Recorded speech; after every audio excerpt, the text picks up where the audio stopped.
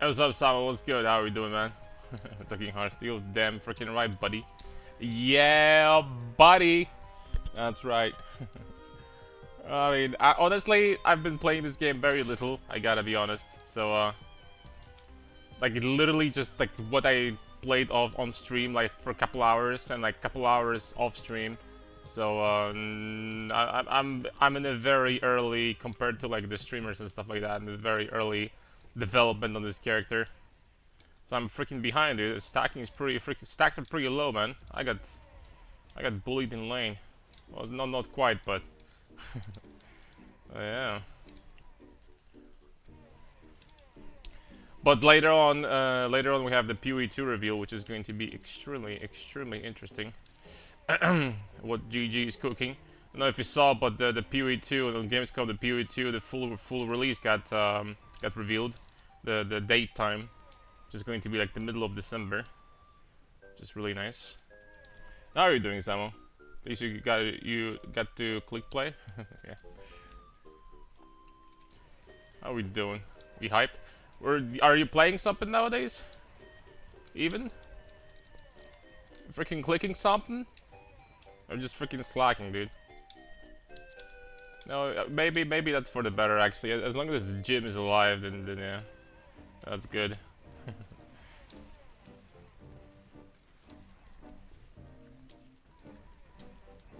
Stacking IRL? Okay. Not the good stuff? Okay. That's what I'm talking about.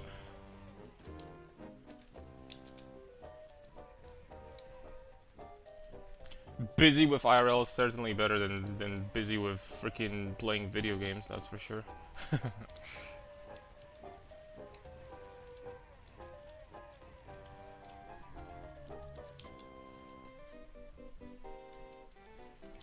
Unless you're a content creator like me and you're just forced to be cursed forever.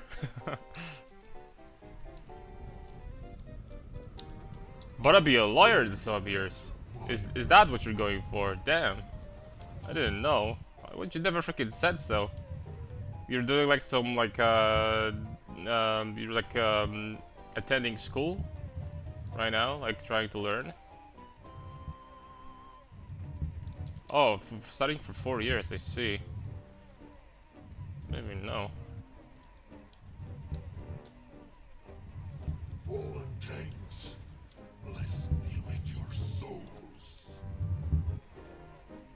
Well, like, it's actually kind of weird that we never talked about that now that I think about it.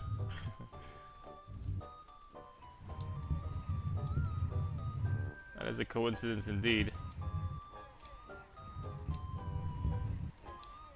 You lawyer because you did show shit below. Nah, you know, I'm a good guy. The cross on my neck, Christ is Lord. So like, in case that I wanted to do something shady or something like that, I always think to myself, you know, Lord is watching, so. Die, mortal. So no, I have like two-step, you know, authentication basically. Before I do something, I think, is this a good idea to do that? And secondly, there's, oh, Lord is watching.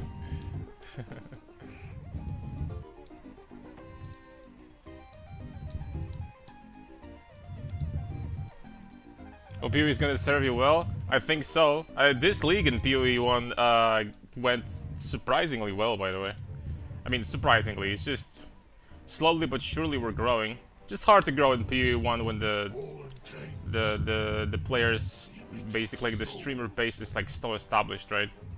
Most people will basically watch the same streamers that they've been watching for 10 years, so it's tough to, like, you know,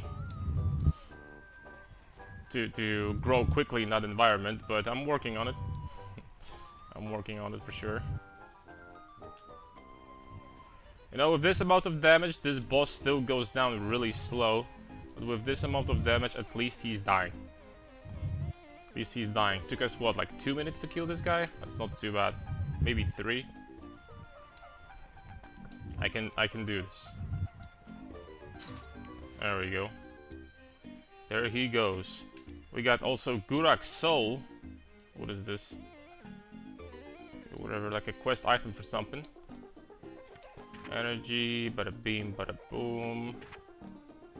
Oh, this is a talisman. I wonder if that's gonna be good. I doubt it. Okay.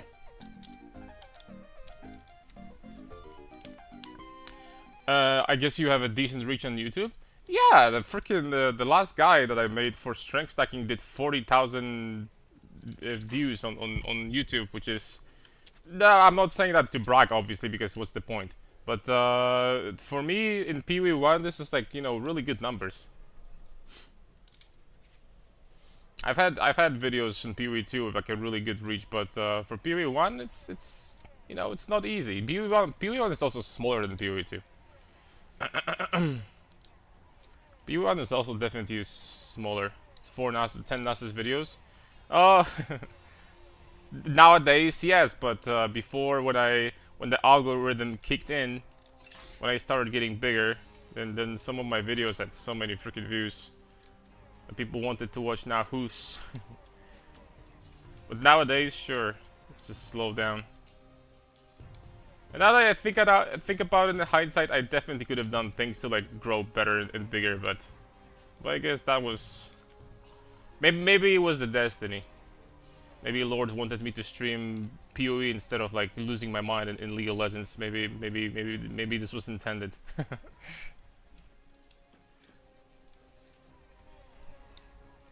What's up, Brendan? What's your 0.55 wish list? Well, we know that in 1.0 they're releasing swords, so I'm not going to say anything about that. But I really hope, my biggest hope for 0.55 is that they're gonna do big, and I mean very, very big, balance changes. Very, very big. And I mean like entire passive tree, freaking majority of skills reworked.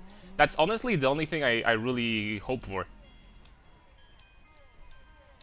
That's like the main thing I hope for, really. Because this is like not like a... It's a new season, but it's new season without like a massive amount of content.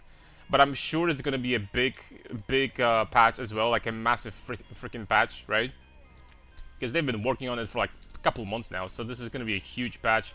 Balance-wise, and they said that they're gonna, you know, do passive tree changes. The focus is gonna be the passive tree, which I'm really excited for because I think that passive tree in PoE 2 is actually... you might be surprised a little bit what I'm gonna say. I think that the passive tree is probably one of the weakest points of PoE 2 right now. Like, legitimately the weakest points. I think there's way too much bloat.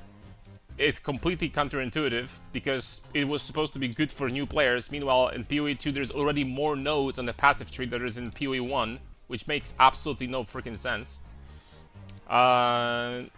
A lot of these clusters, I think, could be really generalized to something like, for example, I don't know, you have damage with grenades, and damage with rifles, and damage with guns, and damage with bows. That could be generalized to projectile damage or something like that, you know what I mean? I think there's just like, you know, too specific clusters. And it's going to get even worse, because, you know, there's a lot of weapon types for them to release still, so, like, how big is it going to get, like, I don't know, in 2 years or something like that, you know? They need to do something about that for sure. I'm hoping for, like, huge balance changes, and I think that would make me very, very happy. If they did that. Just that, basically.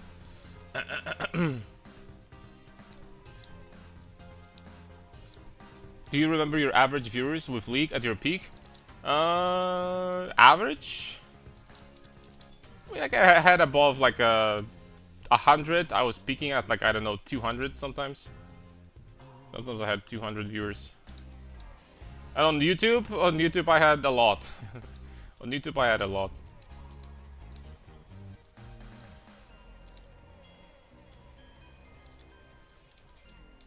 I'm not gonna lie.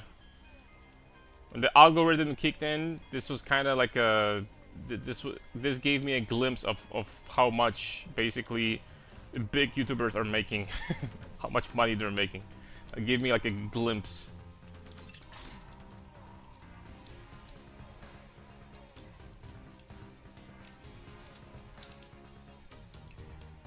Alright. I'd love to see Warbringer reworked. Unfortunately, feels a pain in the ass to use. Oh, I wonder. Yeah, that's a good. Excuse me, that's a good point. I wonder what they're gonna do to gemling, because gemling in its current state cannot exist in this game. It's not possible. Gemling in its current state needs to go, and this is going to be a lot of people are going to be upset. But this is time for big balance changes before 1.0. This is the time finally, and I believe that they're gonna do big ass freaking changes, which I'm really excited for. I love balance changes. A balance change. Sometimes people underestimate how much fun balance changes provide to the game, even if without new content. You have new patch with balance changes, and you literally can just like have like literally 100 new builds off of that. Yeah, that's so freaking cool. You don't need anything else, man. And I think gemling has to go. I think that they're probably going to be doing something about maces, because they're going to be releasing swords, and my big assumption is that they don't want to create a situation when they're going to release swords, and swords will have 30% play rate, and maces will have 0.01. There's going to be like literally 7 people playing freaking maces on on 1.0 on the full release of the game. That would be. I'm assuming that this is probably not what they want to do, so I would assume that maces will see some changes for sure. And I'm not freaking. I don't mean like nerfs, right? Obviously, because that would be hilarious. Like positive changes, right? Hopefully, some positive changes. I very much hope so.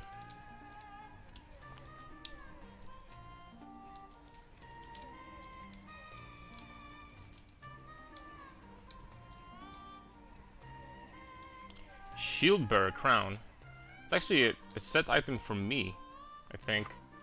But the problem is that this item is +4 combat orders, +1 to skills, vitality, and 2% increased life. But that's like the worst item I've ever seen in my life, man. Vitality, something, that's not good. That's not good either. 10 dexterity, small charm. 10 dexterity, probably not. Probably not, my dudes. Ring of the Cow Raven. Okay, that's awful. 6 flat arcane damage.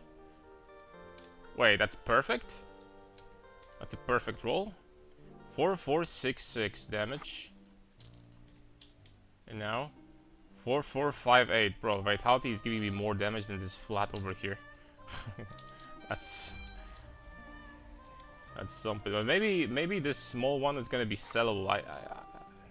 Doesn't really seem like it's only 6, dude. That doesn't sound like a lot. I need duel some Ardor before I start playing PoE 2 again, not gonna lie. Yeah, so you gotta wait until December, I guess.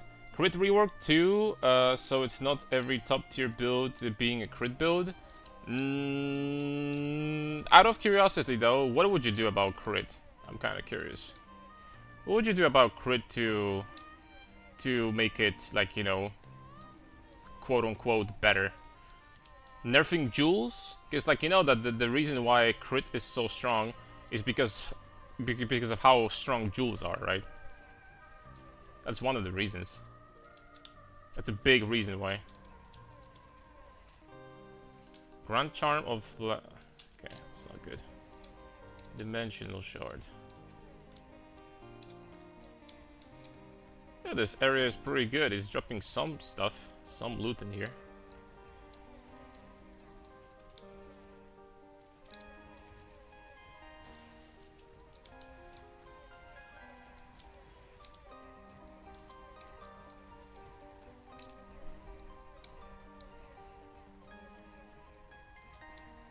Kinda regret that I didn't play this game a little bit more.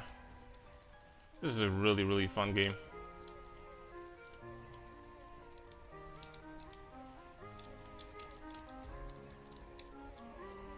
For what it is, and when it comes to like graphics and what they did with what they had, they did such a freaking good job to make the game fun to play. It's very in-depth, a lot of systems.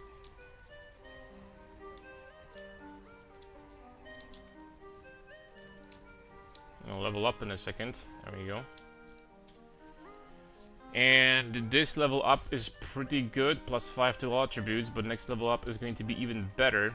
Because again, like the next 2 levels is going to be +80 intelligence, which is actually a pretty decent damage boost, I'm not gonna lie. 80 int, next 2 levels is big.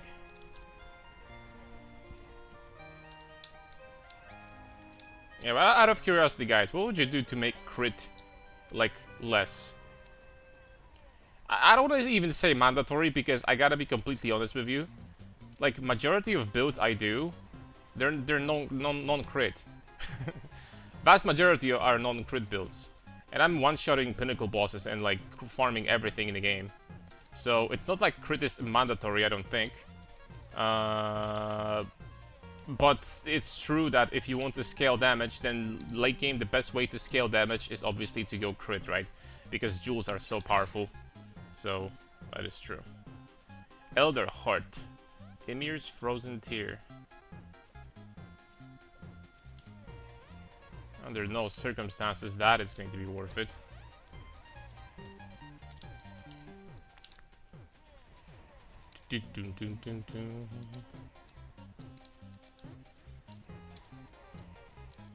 Oh, it feels so much better to play when I actually have capped resistances. So much better.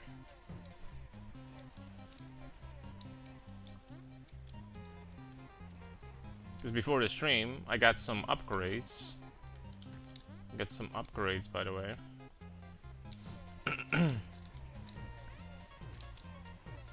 So I played just for a second yesterday. And yesterday, in like 30 minutes of stream, I found a heroic item, sold it for 300,000 gold. And yeah. I'm a big dude now. Yo, is there a waypoint on this map somewhere?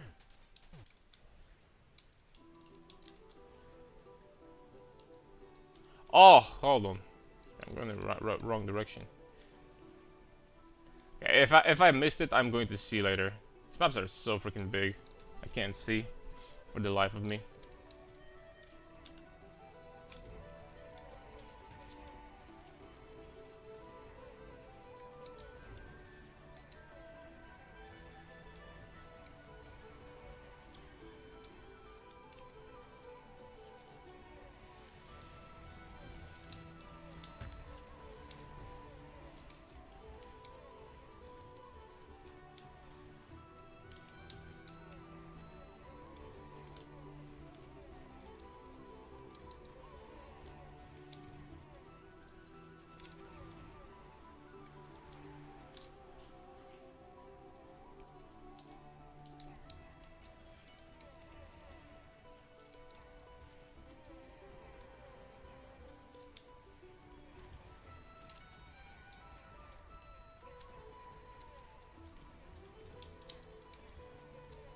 Overflowing gold vein.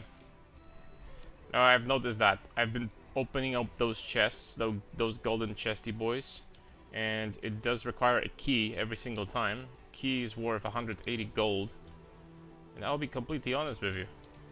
Most of the time, you just freaking lose money, I think, by opening those. I still think it's worth it because obviously you can get like items from there, but.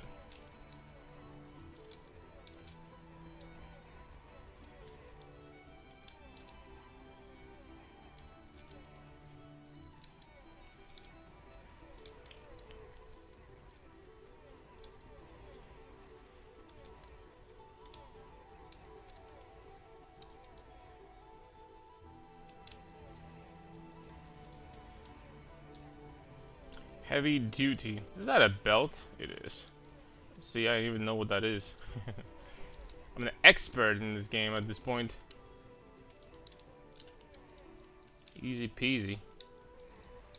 Let's try to find a waypoint. Holy smoke, so many chesty boys.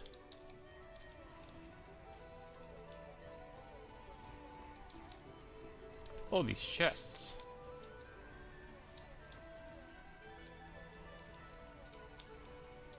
This map definitely had a good chest day. The freaking pecs. Pecs are looking big. I'll just shut up with my references.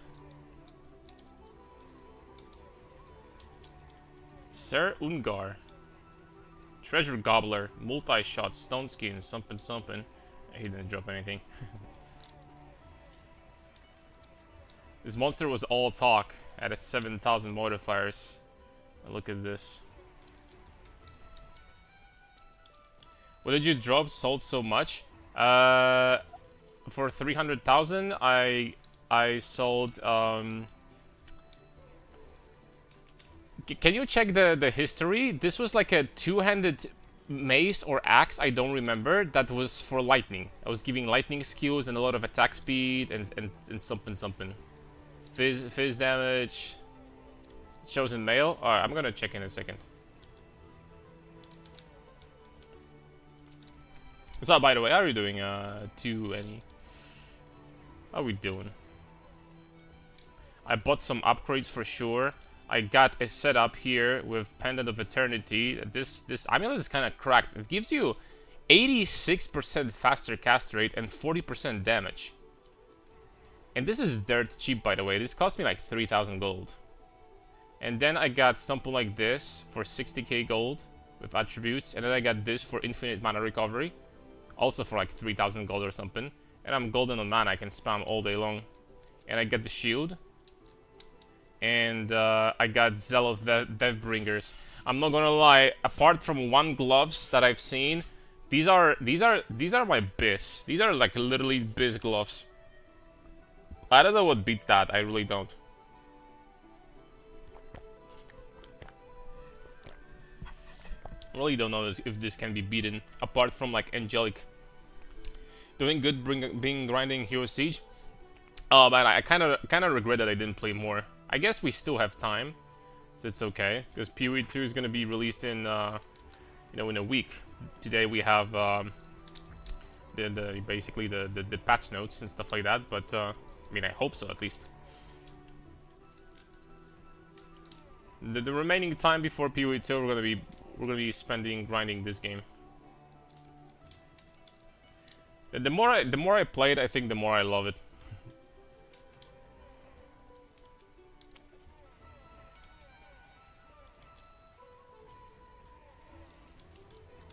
And my DPS increased to the point where I can kill those hell bosses. And it's not gonna take like 10 minutes. So it's not like amazing, but you know, we're going places, and I still didn't even start stacking life, really.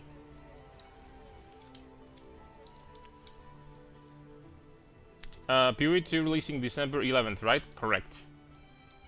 But in a week, today we have the patch reveal.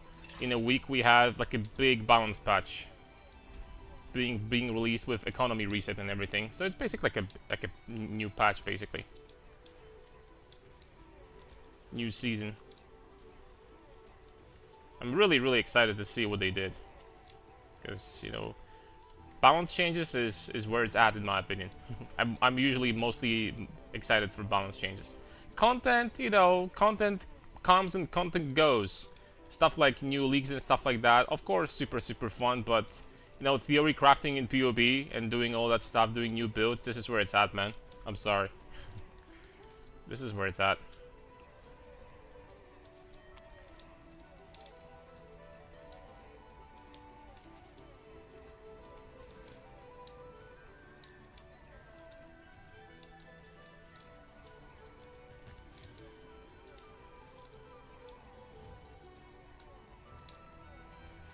And something tells me, oh crap, I got shotgunned here big time. Something does tell me, right, so I didn't find any waypoints, that's great. Nah, I think I deleted all the mails. I'm gonna try to find it, but I'm gonna try to find it, dude. Weapons. There's a lot of weapons here, but I should be able to see. Oh, it was this. It was this. This is what I found. And the roll was actually pretty low. It had 4 sockets, but other than that, it had really low rolls. If I had a better rolls, I would sell it for more.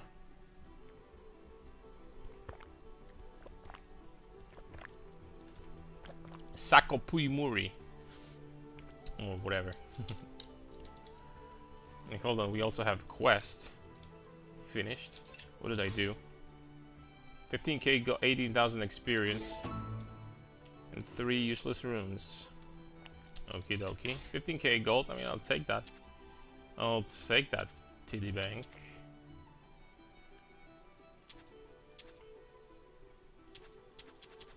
$19 physical damage. There's no way that's worth money.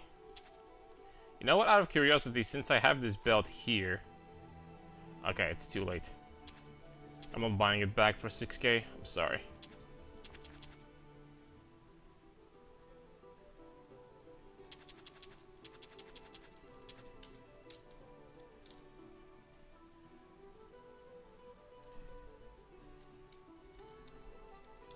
Oh, it's for Paladin? Yeah. Because of lightning, yeah. What's the like a meta build for Paladin nowadays? Is it like Fist of Heavens or the Holy Shock Aura or something? Just walking around proccing everything? Proccing them fools. Okay, I found the waypoint now. There it is.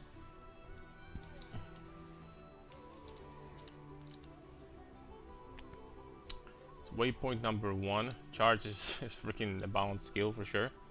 It's whatever the lightning orb skill is. Okay. Forgot its name, but. Yo! Do you see this Tokyo Drift?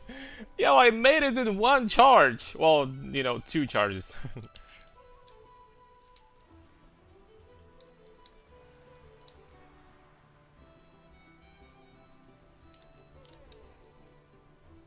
I don't remember if I already cleared this map. Yeah. I'm missing waypoint here too, right?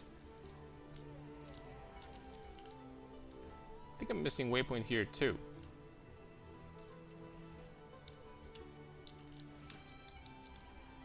Well, that's the last place where it could be, I think here.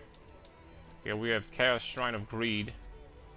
Okay, we got 2k gold here. I'll take that, honestly. I'll take that to the bank.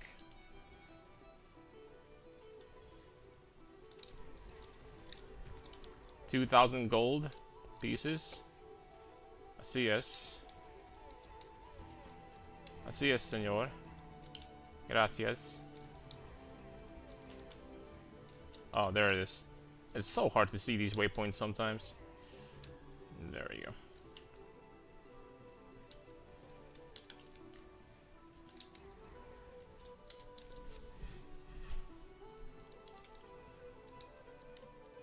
Oh, I've cleared this zone too. Okay.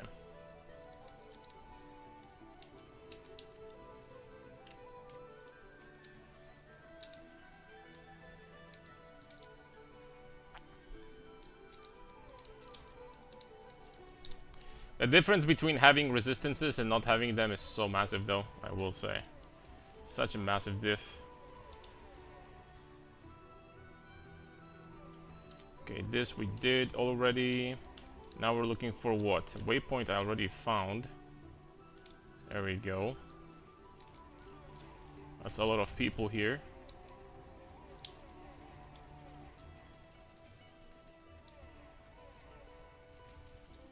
Be really nice to get relics, not gonna lie. Like, relics would give me such massive freaking HP boost. I know there are some really good ones, but we'll have to wait for that.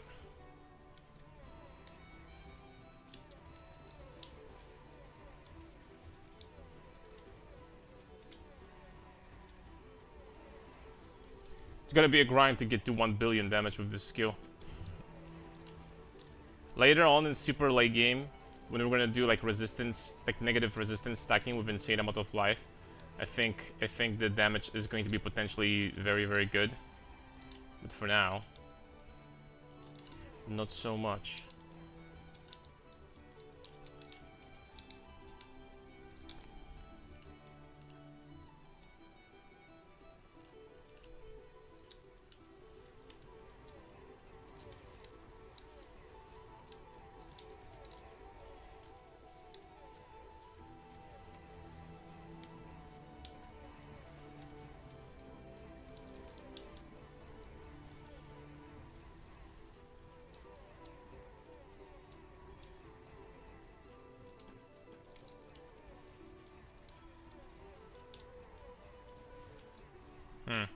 Honestly, for clearing, I'm considering just changing this right now and putting area in here.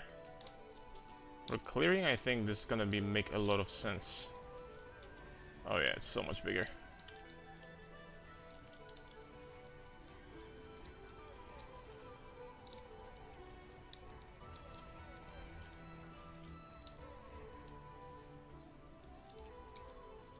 Okay, there's another waypoint.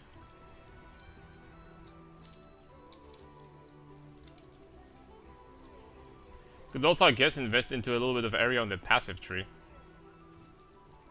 When we're gonna have points. I mean, right now I'm sitting at solid hero level 9. So it's gonna take a little bit of time for that to happen. Crystal key, ooh. I sue. Another one of those, really.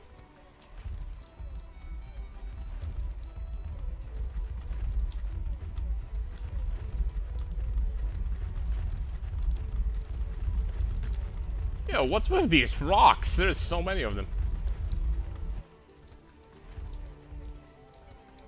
Homing rocks? Okay, you're gone. Yo, by the way, two knees.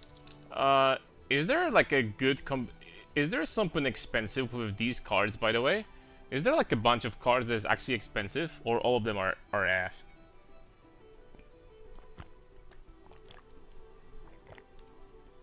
I'm not even sure what these cards are, by the way. I gotta be completely honest.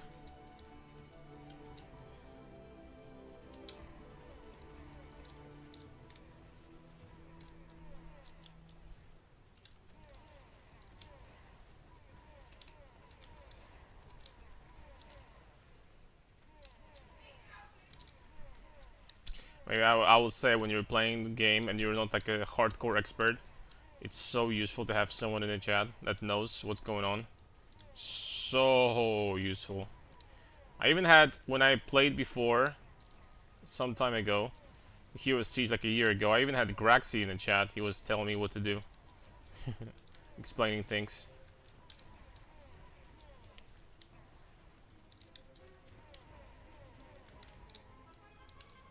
Super cool guy. I only know one good card. It's Gambling, Angelics, and Holy items. Otherwise, none of them look good. Okay. That's good to know. So don't get excited, basically. I think these cards, it kind of smells like it was an attempt to do divination cards from PoE, and perhaps it failed. You know, which is okay, because not every mechanic has to be amazing.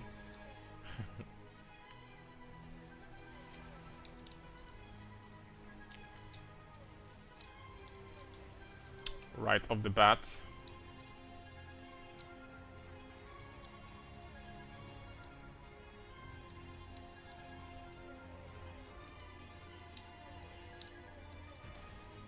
Wonder if there is a way to spawn more of these bloating monsters. The ones that drop like a lot of purple things that you pick up for experience. Man, these provide so much experience. Really cool. Just need card sacrifices. I can start gambling in Hero Siege as well. No, honestly, I really don't like the gambling in PoE, PoE 1. I actually don't. Like, legitimately, you might be like, you know, this might be an unpopular take, but I actually don't. This mechanic where, like, you know, 90 players are going to freaking lose basically the entirety of what they have and quit the league, and then you have 10 players that will make like extra 10 mirrors. And you know, it kind of feels like a gambling addiction and stuff like that. I know it's just a game, but who cares if it's just a game? I don't freaking like this, man. I know that they're not gonna remove it because a lot of people like it, but personally, I don't like it. Gotta be honest.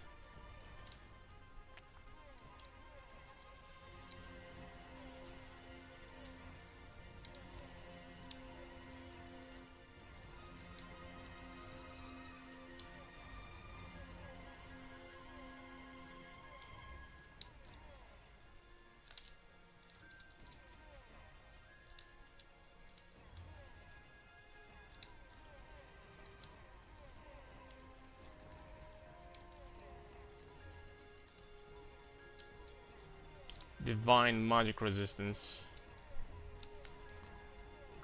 There's either a tree stat for bolting monsters you can start doing once you full clear hell.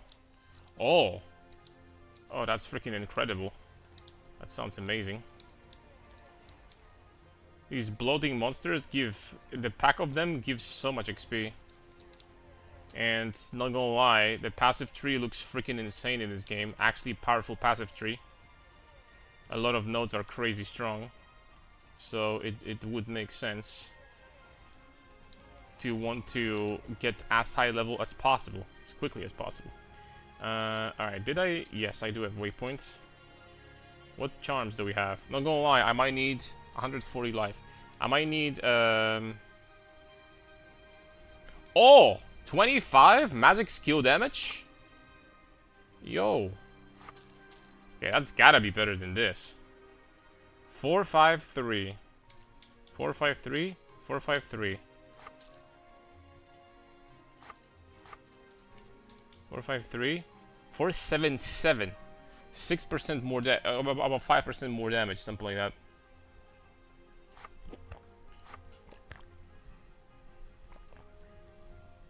Yo, that's actually a good charm.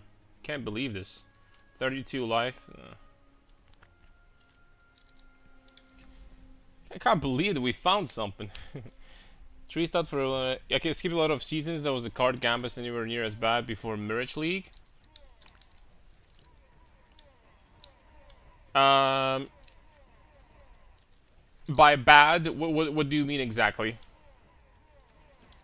Because Gambas generally they've been the same since they added them to the game, which means that you can either like make a lot of money or just lose everything. There is always, what I'm trying to say is that there's always an item which you can gamba on. That there's always something, right? House of Mirrors is in the game since ever, so since basically they added divination cards.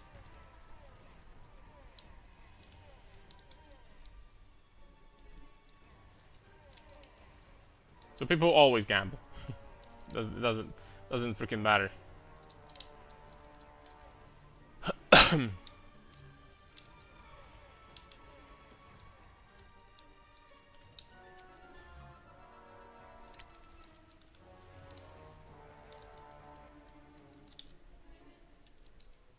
Dev's Breach. I'm probably gonna need to have a loot filter for these charms. I'm sure there's like a good filter that you can download online for softcore. I'm sure there is. Okay, you know what? Before this boss, I'm going to change these points back. I'm going to change these points back into this for extra damage, I think. Okay, this guy has 2 billion HP. He's gonna take like a couple minutes, but we can do this compared to last time for sure.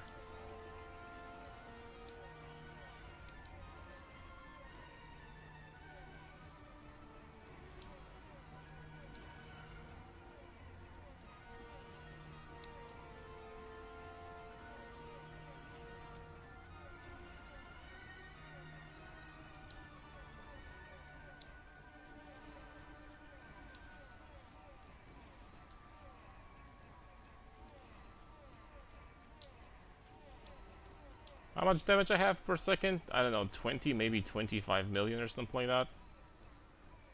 Something like this.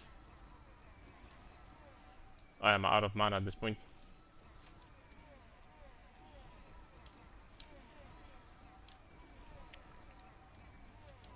But thankfully we're Tonky. We are Tonky. Big time Tonky. We have resistances, we have a lot of life, we have life regeneration. We have high defense. So I'm not dying to these pesky bosses.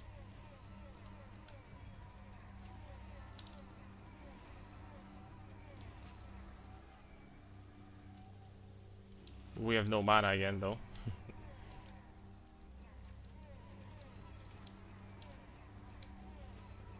And he goes down. You know, the first boss, I think I got pretty lucky. From the first boss, I got this.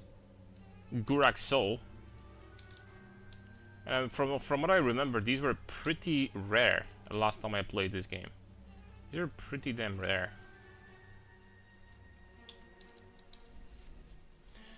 Kind of meant is how much you can make of card gambles. House of Mirrors was always a lot, but Damnations weren't 500 divs, right? Yeah, I mean, as long as you can, as long as you keep on clicking, you can make, you know, however much you want, because, you know, just if you're super lucky. But Damnation, I've never remembered this league. Basically, Damnation is so expensive purely because of gamblers, I think. I've never seen anything like this before, where the card is just like as expensive as an item itself, just because people keep on gambling with this. I've never seen anything like that, so yeah, it's kind of crazy. Personally, I've never seen that.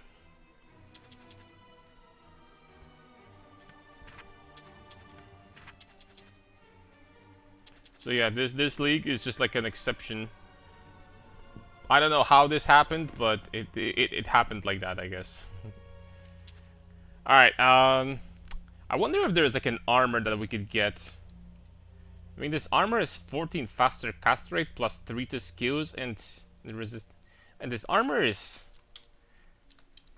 But I have 78,000 gold though. I have 78,000 gold. This armor is so whatever. It's literally just resistances, 50 armor, 14 cast rate, and 3 to skills. That's it. It's 50 vitality because it has 5 IO runes also. So it's even less, technically. And this armor sucks. How much? 477, right? I'm gonna take this off. Bro, this armor gives me like 12% damage or something. What the heck, man? Also, I've noticed that at this point, bonuses to skill levels probably not that good anymore. I'm not gonna lie. They're really good in the beginning, but after that, I think the scaling on bonus to plus skills is linear. I'm only getting 1.5% more damage per one skill level. I don't think that scaling skill levels at certain point is going to be worth it. Sure, plus 1 to skills also gives me 1% life, 1.25, but come on, dude, what is 1.25% life? That's freaking nothing. Let's be honest. It gives me defense and what else? All resistances, 0.5%. Really? 0.5% res. And that's it. I mean, like, bonus to skills is like actually not that insane for me. Arcanist Wrath might be a decent upgrade, but you need to farm some more gold. Arcanist Wrath. The cheapest ones are... Ooh.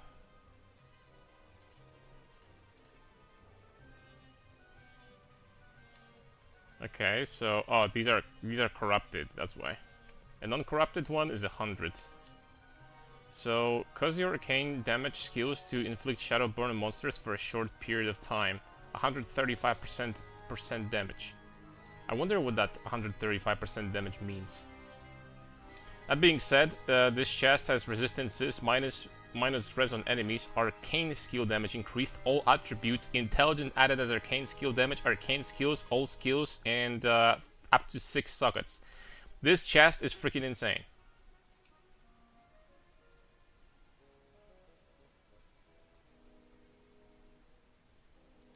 This is with Augment, breaking their arcane resistances. This chest is insane. This chest is really freaking good. This would be a gargantuan damage boost. It's more skills, way more skills. It's 5% intelligence added as arcane. That'll alone be like... How much intelligence I have? That alone would be like 24% increased arcane damage. All attributes is great for me because it's life and intelligence. So good stats. Arcane skill damage 50. No, this chest is freaking insane. This chest is actually pretty crazy, dude. There are a few corrupted ones, but these corrupted ones are completely dead. Whatever the shadow burn is. Oh, this chest is pretty crazy though. I agree with this. His chest is cracked. You know what? I have to say, which is probably a mistake, I have never checked rune words in this game. Out of curiosity, let's just... Shroud of Enigma. Teleport, movement speed, life increased, vitality per level. That's a lot of life. Okay, that's... nah. All attributes, all resistances, maximum resistances, nope. Force, bonus skills, this is for attack builds, 73 resistances. Babylon, the rivers of Babylon. Replenish life, replenish mana, deadly blow, flask skill haste increased. Flasks. 200 MF. Excuse me, 300 MF. What the hell? Bristle. I gotta be honest, these armors, well, this one is kind of cracked, but the rest of them kind of suck. Not the best. What about helmets? Maybe we can find a decent helmet here. Attack damage increased by... I go have some arcane stuff, but it's very meh.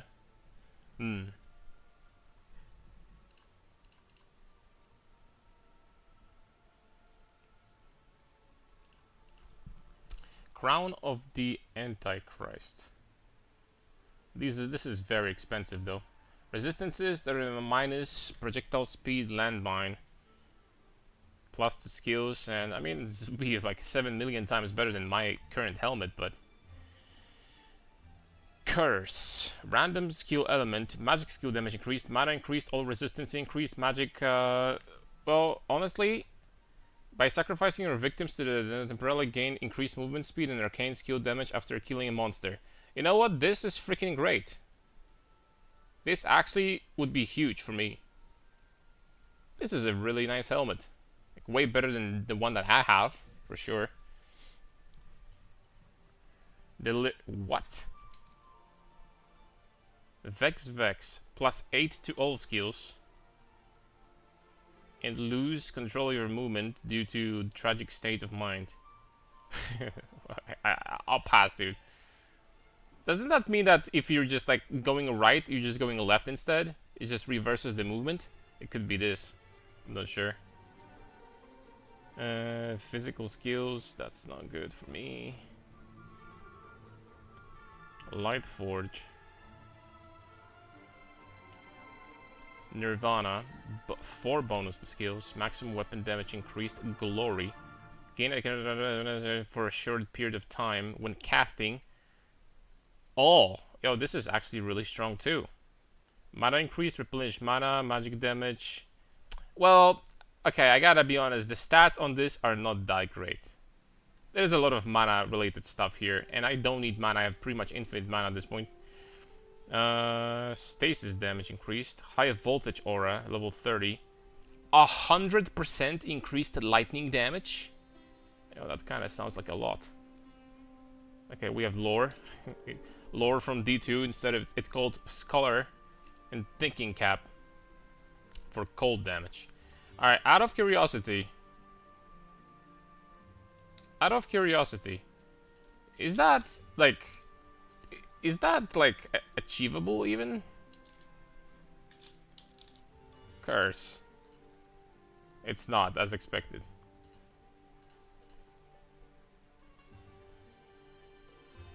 Getting the one with wait, what? Plus 13 to arcane skills? How did that happen even?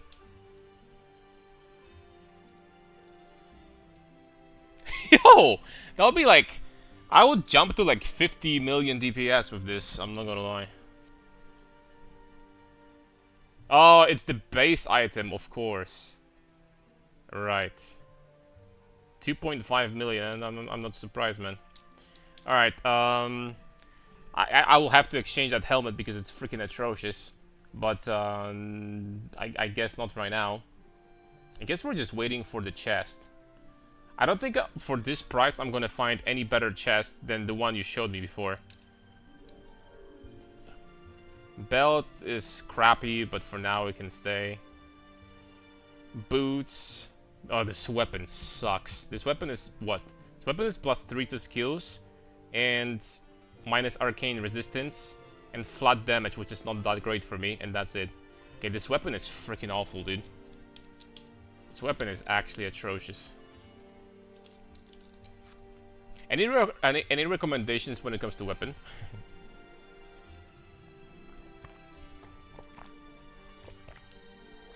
I remember I bought this weapon for like 10,000 gold or something like that.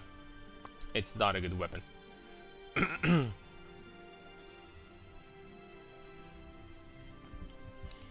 For weapon slot, this is really bad, I think.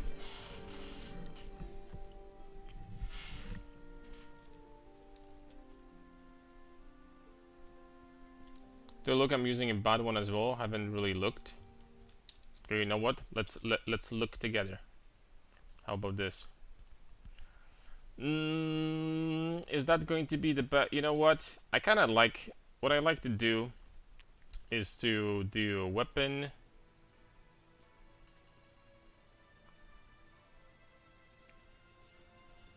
And do heroic plus and go like this. I guess let's just go like this. See if there's something human looking.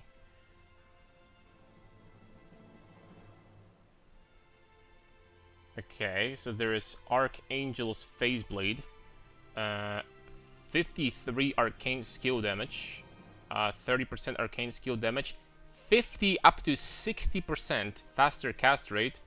Oh no, it's only plus paladin skills. You know what? That would be really good, I think. If this not only wasn't paladin skills, but for everyone, this would be incredible. I would take that. I'm not gonna lie. This would be a huge damage boost. It's kind of a shame. Okay, what about this? Bonus to skills, all attributes. Okay, this is for physical builds, so not for us. Man, this is such a shame, dude. It's not worth it for me to use it, you know, losing all these bonus to skills. I don't think it is. Okay, then we have random element. Skill movements, movement diminished, decreased by 75%. Okay, so you can move better. But this is also not good for me. 140 dexterity, what the heck? What is this, freaking sword from Star Wars? Or something. Okay, when it comes to swords, I think that's about it. I'm gonna scroll a little bit more, maybe we're gonna find something else. What's up, Truffy? Doing great. Waiting eagerly for the 0.55 patch notes for sure. Dragon Knight's Flail is the only upgrade I know of. I use Blood Moon Crescent, but mostly for the movement skill plus the skills. Movement phasing is also nice. Dragon Knight's Flail. Okay, I'm going to check both of those out in a second. I think when it comes to swords, that's about it. 10% increased dexterity, attacks multiple enemies. Yo, this does a lot of damage.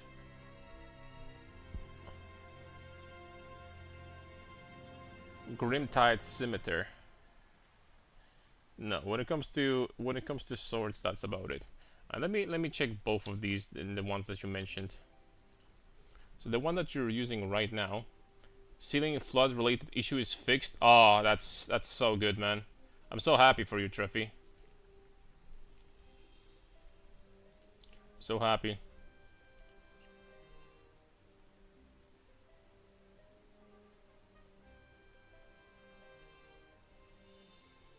Okay, Blood Moon Crescent is the one that you're using right now. Yeah, it's actually pretty... Oh, it's this thing. Okay. Okay, so I'm not going to be using that myself. And the one that's Dragon Knight's Flail. Okay, that sounds powerful. How expensive that is? 575k. This weapon's gotta be part... Yo, this is not even a heroic item. What? Plus 4 to skills, 5 sockets, faster cast rate, magic skill damage, minus arcane resistance, magic skill damage increased, mana. Okay, this weapon is insane. This weapon is kind of strong, not gonna lie. No, no surprise, it's expensive. I'm not surprised. It's very, very strong. That would be a gargantuan damage upgrade for me. Like, really big. Compared to what I have, basically, I'll be gaining 40 cast rate, more skills, magic damage increased, all resistances, and still sockets. That would be a big freaking boost. Probably like 30 to 40% more damage. But let's try to do it like this. Maybe I'm gonna find something by accident. Okay, so these are the daggers. These are the daggers the dagger basically that I'm using. And apart from this dagger, increase attack speed by 100 and what? Casting Sands of Time.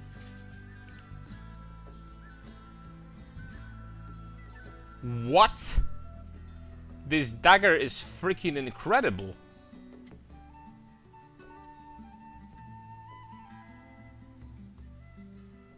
This dagger is incredible.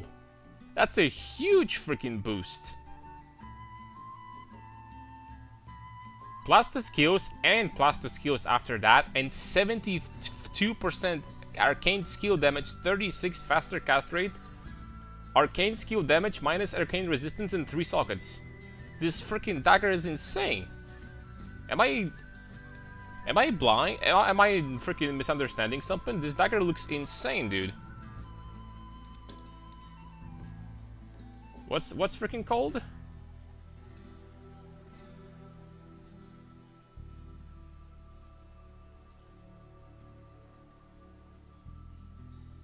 Fenrir's Bloodfang. I'm not even looking for more items, man. I don't think we can beat this.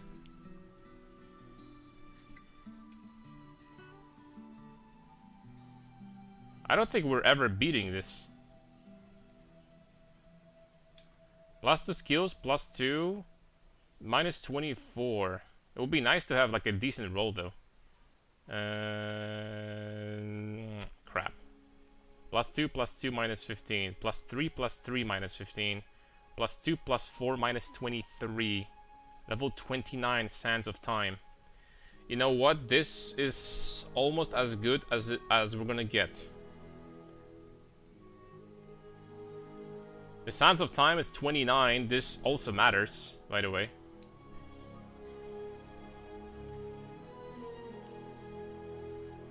Plus 3, plus 2, plus 2, plus 4, minus 17. Plus 2, plus 3, plus 2, plus 2, plus 2, plus 2, plus 4, minus 19. Plus 2, plus 4. I think this is... What is the highest level of this ability I can get? I don't see higher than 29. So this one is also great when it comes to ability itself. I'm gonna be dead freaking serious. And the roll on this one is really good too. Except for arcane skill damage, which is whatever for the most part. I gotta be honest.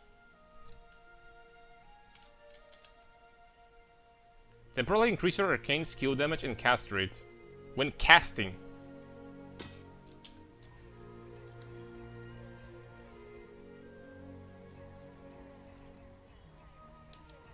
I have that permanently, like literally perma. What? This dagger is so disgusting, man. For this price?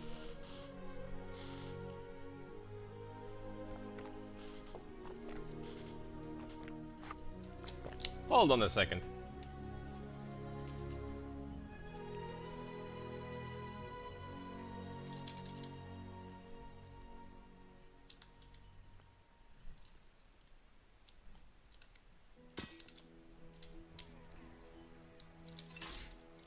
Okay, so the DPS that I have right now, currently, is... Well, let's cast a little bit more to stabilize the DPS. I think it's gonna be about 30... What? 33, 34 million, something like that. Maybe even a little bit lower than that.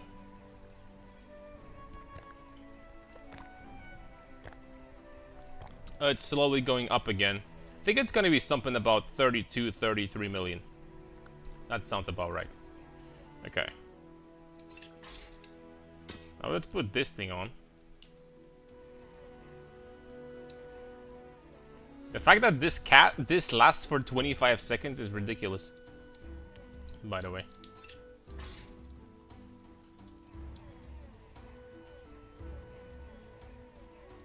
Oh, oh my lord.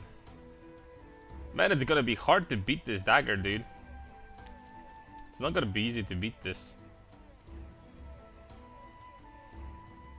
This is like legitimately about 30% more damage boost. And this is without sockets still. Pretty good upgrade for me as well. Hey, let's go, man. We're learning something together.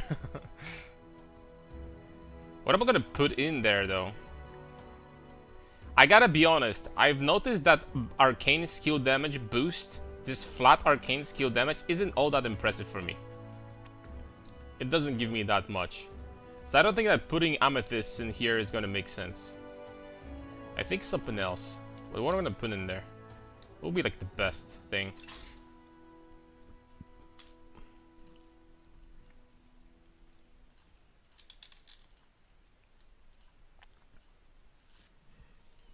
Oh, this dagger is insane, dude. This one, I don't think I'm gonna... Am I going to sell this? Maybe I can sell, I don't know. This dagger is so cheap. Rift Masters something. Rift Masters. Dagger is so cheap, dude.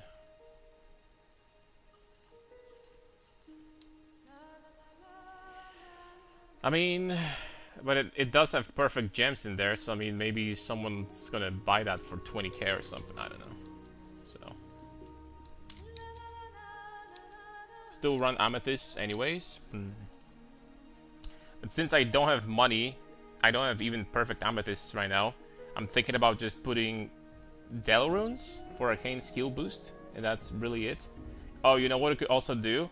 I could just put 3 increased life jewels. That would also work. Like the 6% increased life.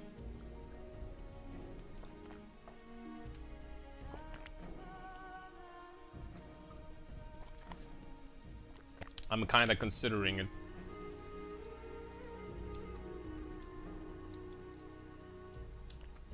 $30 vitality? No, it's not worth it. Yeah, let's... Yeah, I think that's gonna work. Oh, not here. So crafting...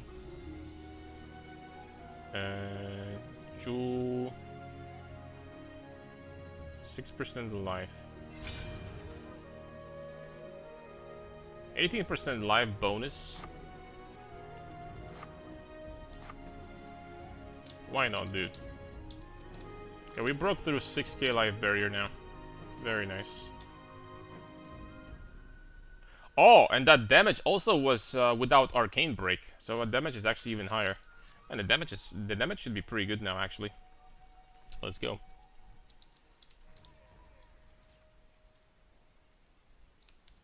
Bloody Moon Crescent is pulling ahead still somehow for me? Huh. Well, I guess we're not playing the same builds. Guess we're not playing the same build, so it might be some differences. But the clear and the damage feel both very nice for me now. I'm not gonna lie. On top of that, like a hidden bonus, this dagger was literally made for this build or something. Because there's like a hidden bonus of this stat over here. Skill movement decreased by 44%, so I'm moving faster when I'm casting the shout. Which is kind of nice quality of life.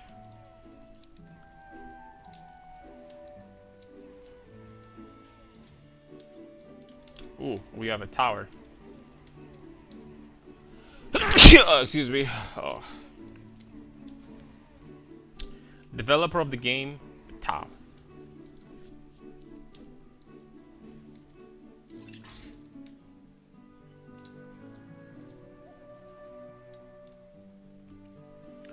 No longer dodge. No longer dodge is easy, I think. Should be quite easy. I can actually clear the tower in the hell of difficulty with this now. Like, pretty nicely. It's not like a pain in the ass anymore.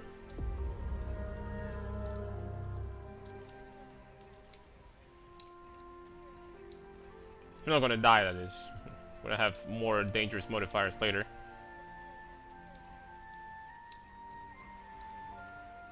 And now I have so much cast rate also that mana again started to be a problem. But it's not like that big of a problem. I have good regeneration. Should be okay. Oh, the damage is so much better now. Jeez. And then we're gonna get like a big damage boost. You know what? I legitimately considered. We have a lot of multipliers at this point. We have a lot of percent damage. We have a lot of cast rate and stuff like that. I was thinking about doing armor purely for life. Actually start doing life stacking. You know what I mean? This might be it. Well, I actually need to start the life stacking component. Liking enhanced, rain of arrows, location, chance to. I mean, I think these arrows shouldn't be that dangerous, right? Let's get the arrows.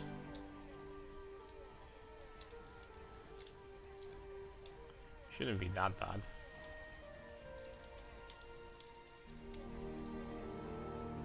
Ooh, arcade. When was the last time you've been at the arcade, boys? So I haven't personally. I've never been at the arcade. There wasn't like really a place where you could go in my area. Well, okay, I lied. I was at the arcade once. I remember now. It was with my ex and her mom.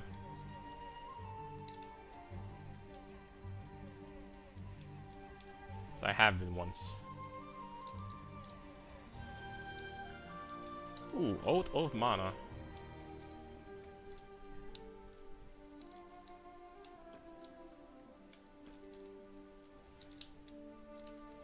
Yo, the damage is so much better. Mana Woven Walkers. Fire skills. Ugh. Yikes. Oh, additional affix. This respawn at higher rarity, increased damage, increased magic find. Legion and fallen monsters gain extra affix. Yo guys, which one would be better to take? Anyone has experience? Because I do believe that there are mods actually that are good to take. Because they should like increase the amount of loot that these guys will be dropping. Spawn at higher rarity, increased damage and increased magic find. Legion and fallen monsters gain extra affix.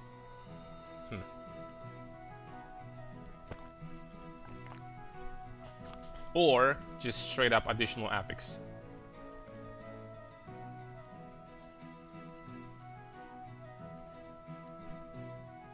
I'm gonna get this.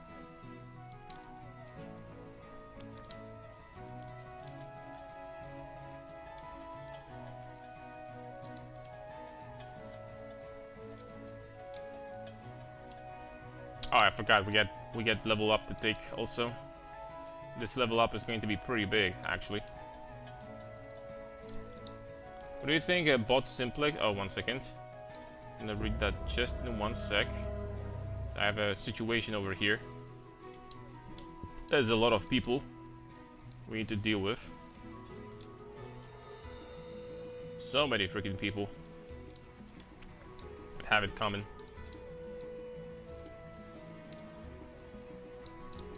Not gonna lie, with this cast speed, with solved mana and everything, build actually feels good already. It actually does feel good to play. Arena Master Marchers. What is that? Physical skills. Bada beam, bada boom. Alright, what do you think about Simplex for near 590 divines? Crafted already and bases at 210.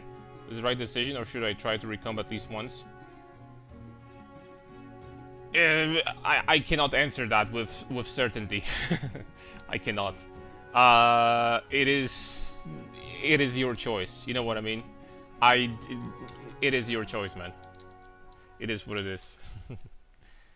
485. 485. Boom. Oh, heck yes. It is your choice. I'm not going to give you an advice when it comes to that because you know what I mean. Okay, this thing doesn't do anything.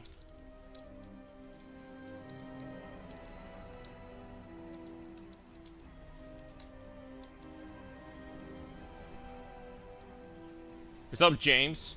Currently playing Hero Siege of Snap. Yeah, it's a good game, man. Really good game. Fun fact, I have this game on my Steam. This was one of the first games that I bought on my Steam. That was like 8 years ago or something like that. Maybe even more than this. And since then, this game went through so many changes. And I'm not gonna say that I've been playing this game religiously, because I'm kinda like a noob. Still more or less understand what's going on, but I'm not like a hardcore expert for sure. So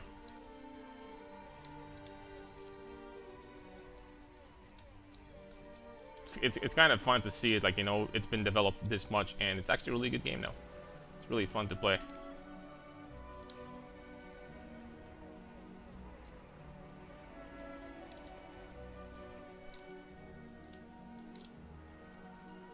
Okay, we're getting some items. Not necessarily good items so far. But we are dropping something. Monsters increase maximum life. Proximity. Oh no. Your maximum resistance significantly decreased in the Chaos Tower. I wonder how much though. Down to 50. I mean, that's painful, but it should be okay. Hopefully.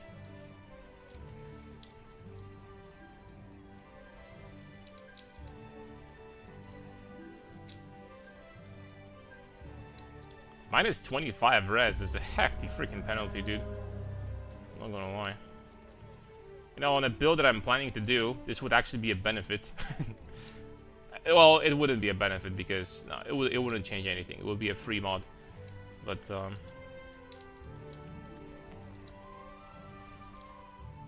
wouldn't really do anything.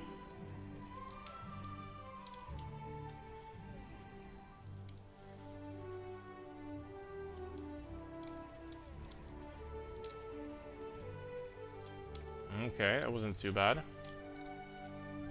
Got some charms. Physical damage, mana.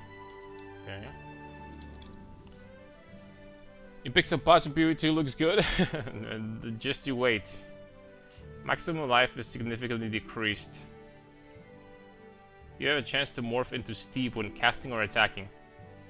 Shitamorphosis. What does that do?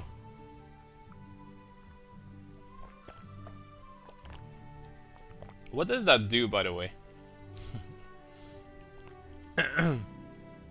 I'm scared to click on this. You're gonna turn me into, like, I don't know, like a dummy, and I'm gonna have 1 HP, I'm gonna get one shot. Now what, let's do Lightning Enchanted, but I don't know if that's a good idea. No, just you wait, man. I think that PoE 2 patch is going to be huge and great. This might have been a mistake, by the way. Giving everyone Lightning Enchanted. This might have been a mistake. Yeah, I think it's been a mistake. I gotta be really careful now.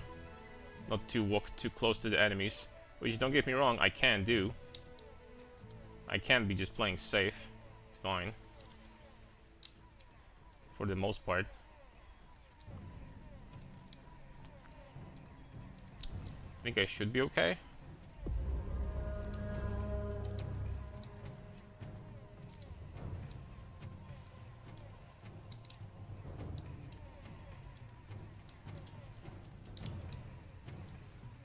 Oh, these big bastards do not get that mod for some reason. Only the small monsters.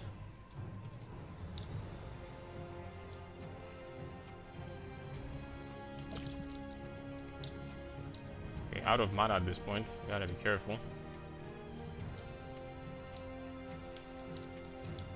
I'm using charge from time to time because charge gives me 50% damage reduction for 5 seconds when I use it, which is kinda really good.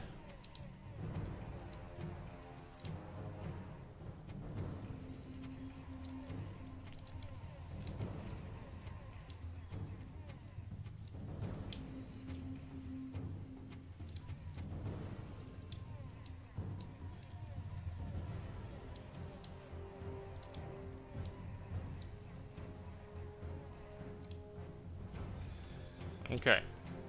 Slowly but surely, I think we can do that. Storage key, basic key.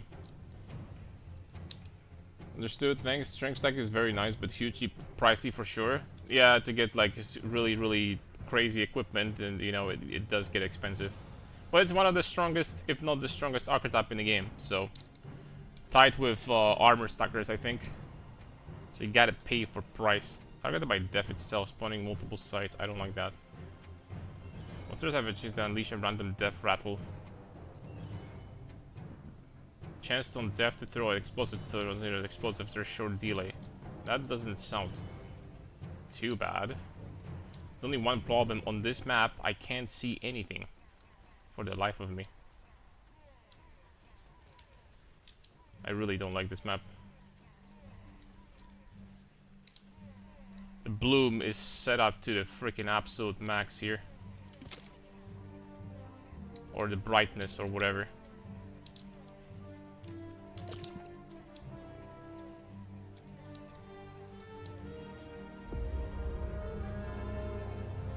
So I'm going to be playing safe.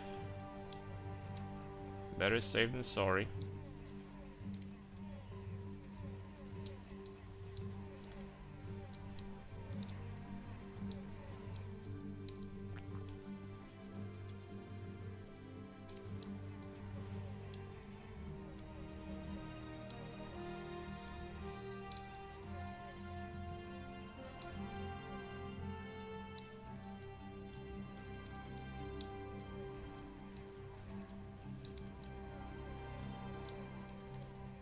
This guy goes down, these guys go down. These guys are freaking stunned, so that does help. Struggling again with mana regeneration, though. I have to do something about that in the future.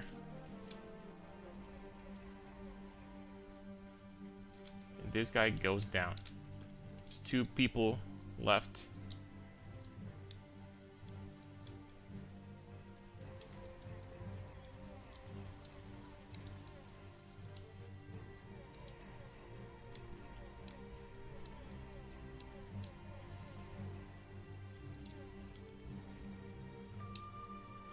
Flawless Topaz Colosseum Fragment.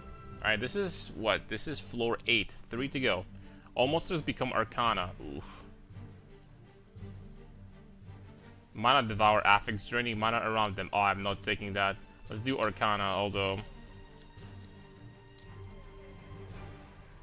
I'm not sure if that's a good idea. I mean, Arcana, I guess, doesn't do much because I cannot stand next to monsters anyway. I want to be kiting them here, so I guess that's kind of fine. Should be fine. That's a lot of freaking affixes that these guys have.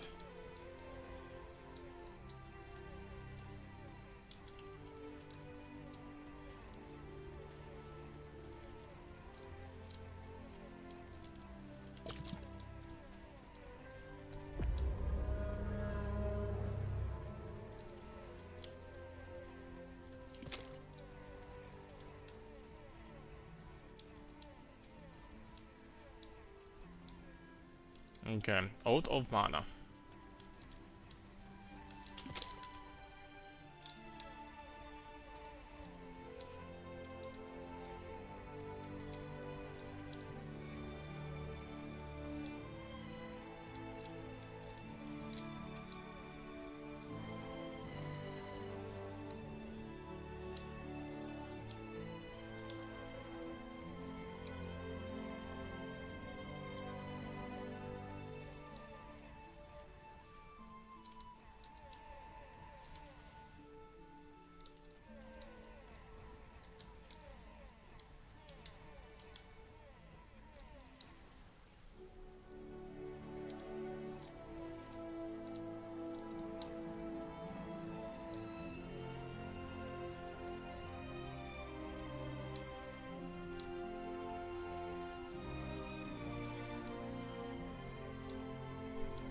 Okay, these dudes over here have a lot of modifiers. It's gonna take some time.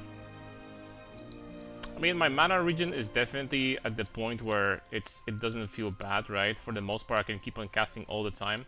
But having just a little bit more would be nice. Like getting, for example, a lot of attributes, all attribute affixes on my gear, so that I would have a little bit more energy. Energy. Be great.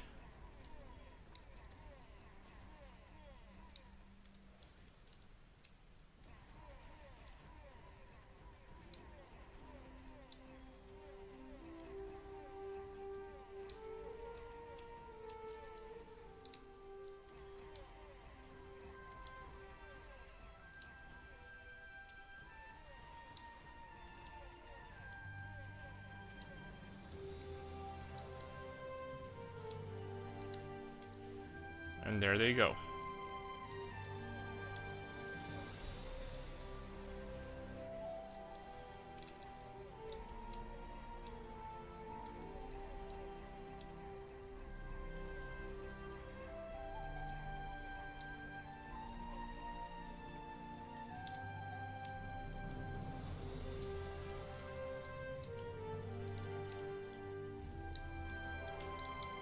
I was like, what is this portal? And this is where the monsters come from. Do I get to, like, you know, go in there? Alright, 2 more floors. Bullet hell or projectile. Monster projectiles travel faster. I think that sounds pretty easy. Not too bad, at least. Should be okay. Although another problem here, I cannot see absolutely anything on this map. I gotta be careful. There's a lot of archers, also.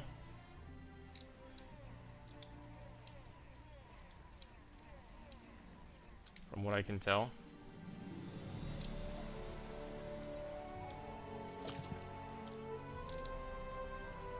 Okay, enemies here do a lot of damage.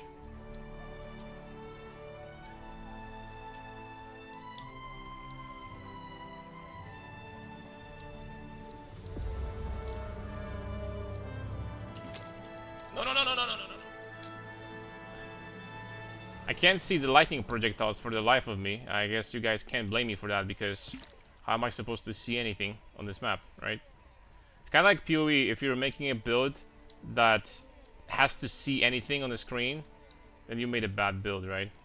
Just have to be tanky enough so that you don't have to look at anything.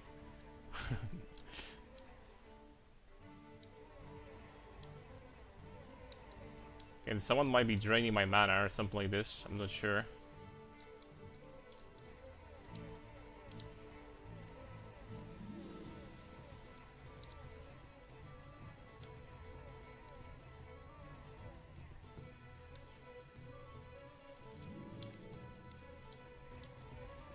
Okay, these champion demons are pretty weak.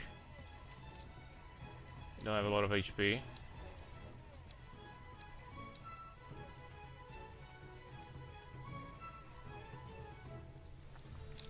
Gotta be honest, I know I might be nitpicky, but you know, like the fact that nobody reported something like this, that this area, like some areas, like it's literally impossible to see. I don't know, maybe this was intentional and they didn't change that on purpose. I cannot believe that. I mean, I cannot think that this is like, it's probably not on purpose, right? Probably not.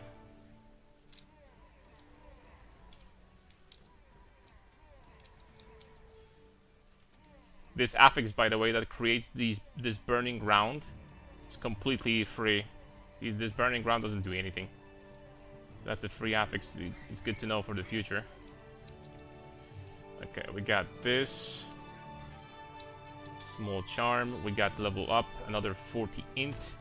Excuse me, 3% increase int. Yeah, I guess I'm gonna get that too.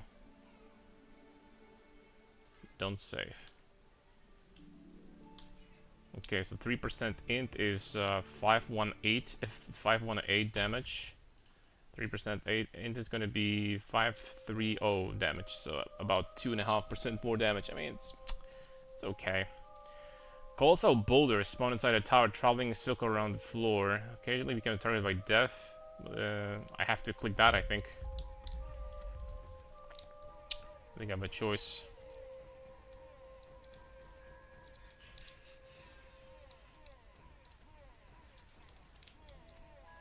Okay, I can tell that some of these guys are very tanky here. I have to play it safe, boys.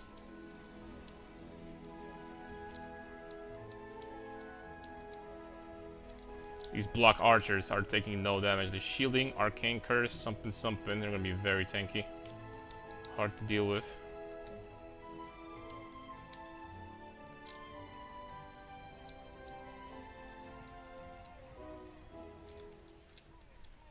But I guess you can play very defensively with this build, which is cool. If you want to.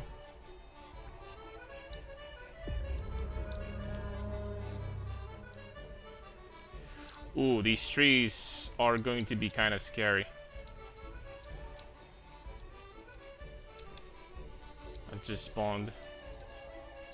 I gotta be avoiding these fire projectiles.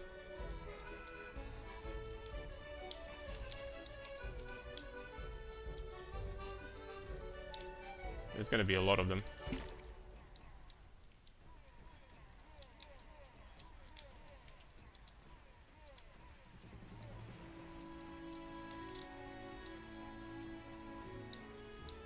Okay, trees are going down.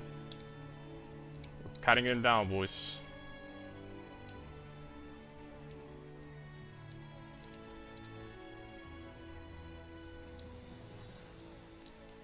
I don't think I had a single one meteor like would one-shot me, right?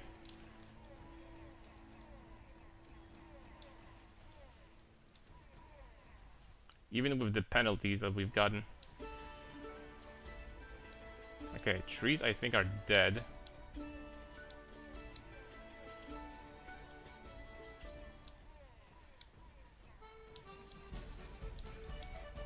Nope, one more.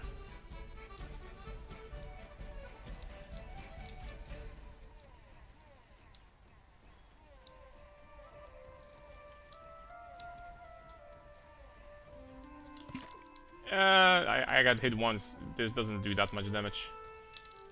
I mean, I have 6k life also.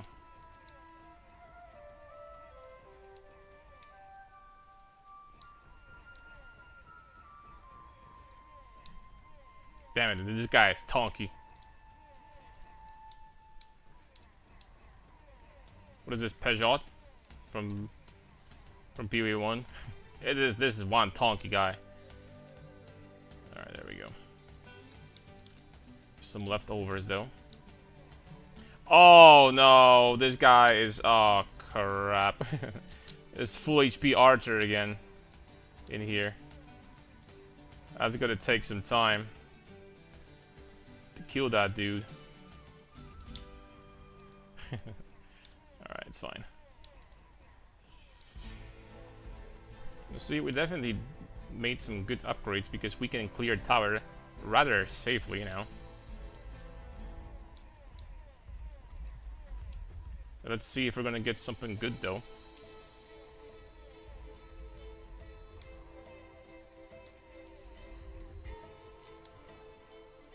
Okay, perfect topaz, perfect emerald, perfect amethyst, angelic key, cellar key, something something. Some charms, some items. You know what? We probably did make some money here. I'm not gonna lie. Angelic key might be worth something for sure. And I need what? I need 70k to get a huge upgrade. So that's nice. Now when it comes to charms, 8% critical hit damage, 2% magic find, mana. Okay, charms are bad. Items are also bad. This one is a really good roll, but I don't know if this is gonna be worth something. Probably not.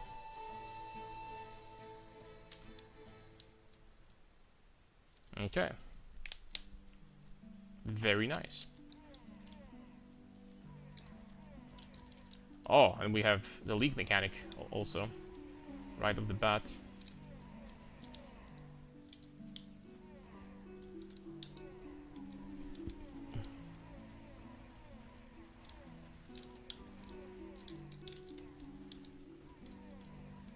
hopefully hopefully it's gonna open, by the way. The chesty boy.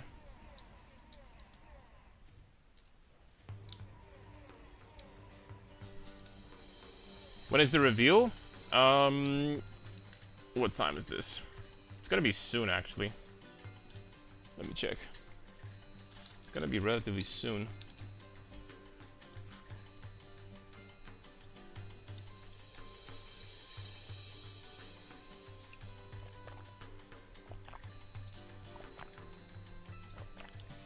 I think in 2 hours?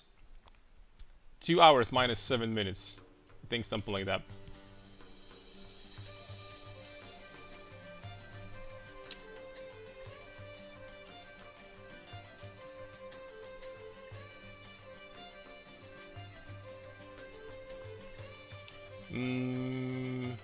Nope, 1 hour 27. 1 hour 23 minutes exactly. 1 hour 23 minutes. So we're gonna switch to PoE probably in like about. Well, I can just keep on playing this in the meantime, right?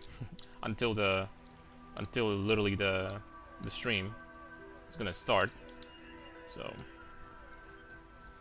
From Romania, almost next to Poland, so the time gap is not that much. Perfect. Romania, as a matter of fact, you're correct, my friend.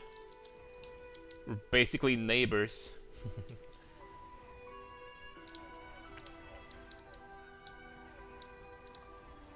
Oh, not that close, but you know what I mean.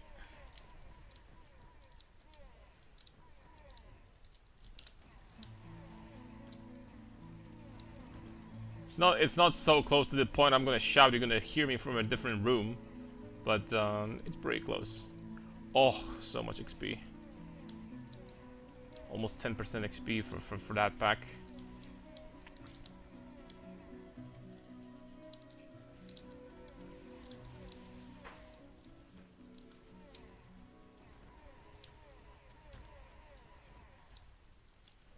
Okay, one more lever to pull. Oh wow, it's far.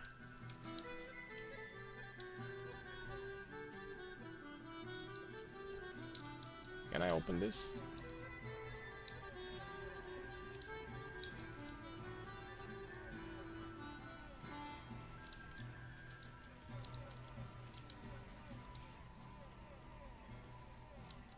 Alright.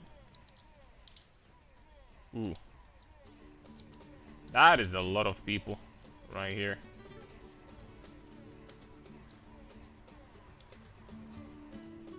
Okay, some charms. Actually, a lot of charms. And the chest is going to open, and we got nothing here. Perfect. Surprised absolutely nobody.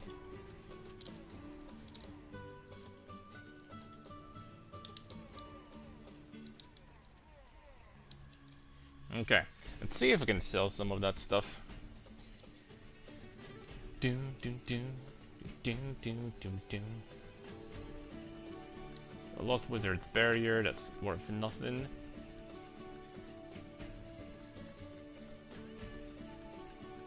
$264 life with some mana, that is worth nothing. Muramasa. My big prediction is that going to be worth nothing, but I'm not 1000% sure. But I'm pretty sure it's not. It kind of sounds like the Bull Kathos set in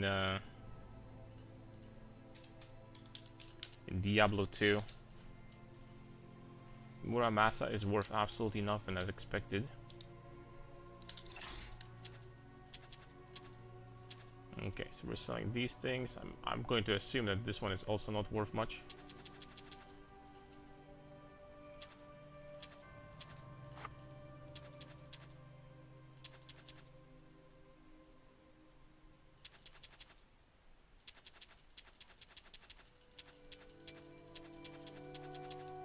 Okay, now, how much can we get for Angelic Key? Please tell me that Angelic Key is expensive. 100k, let's go.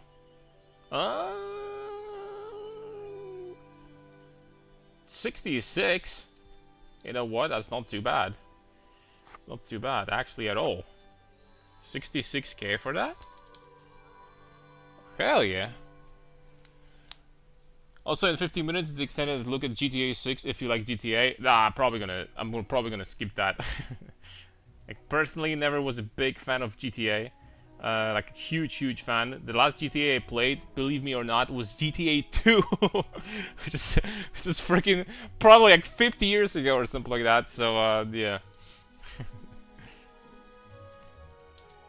Gorak Soul. How much for this? This is worth 6.5k. So, not very much. 6.5k for this Scroll of Ra. The key is going to sell, and I'm going to have almost enough money for the chest. Also, this thing. Claw of the Bloodthirsty. Well, maybe a good roll.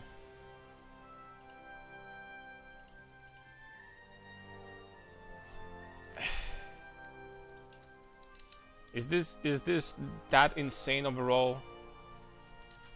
Yeah, I'll freaking pass, dude. I really doubt that it's gonna sell for money. How's the build looking? Any more upgrades since that weapon? Oh, I've cleared. I was saying something. I forgot what it was. I cleared the tower. We got angelic key from the tower and some perfect gems. So from angelic key, we're gonna make 70k. And yeah, we're gonna get additional boosts. I can actually clear tower pretty comfortably now. We're getting stronger. We're getting stronger for sure. What I wanted to ask you, there was an affix in the tower that gave monsters. Okay, let me ask this way. Are there modifiers that are actually good to take in the tower because they're making monsters stronger, but also monsters drop more loot? Like, for example, I don't know, monsters have additional affixes or something like that.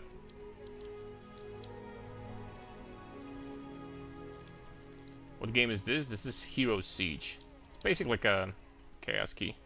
It's basically like a Diablo-like, PoE-like game.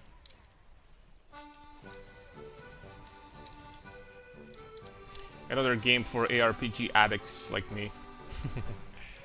It's a good game though, really, really good, in my opinion.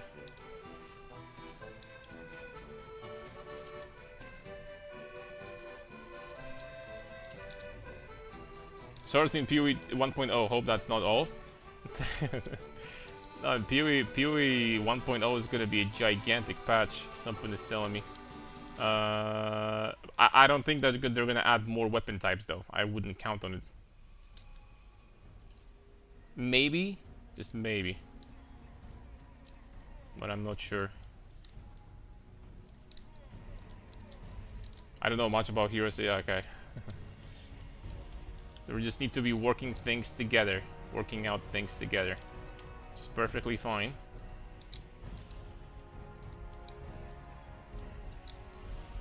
Do do do.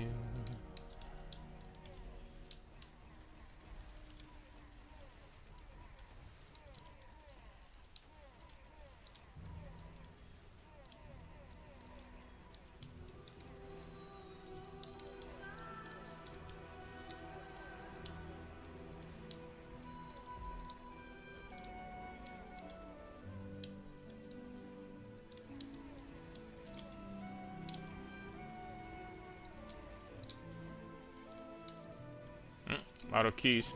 The tankiness feels good now, though. So glad that I kept my resistances. I gotta be completely honest. Unless we're gonna get like some absurd amount of life, I don't know how getting minus resistances is gonna work later on. Because I'm going to assume that. Well, actually, I don't know. Can you go below 100 maximum res? Because I'm going to assume that these nodes over here that give you, for example, you know, these negative ones, right? You can keep on going with negative resistances like way below 100, right? Because otherwise this will be kind of dog shit, not gonna lie.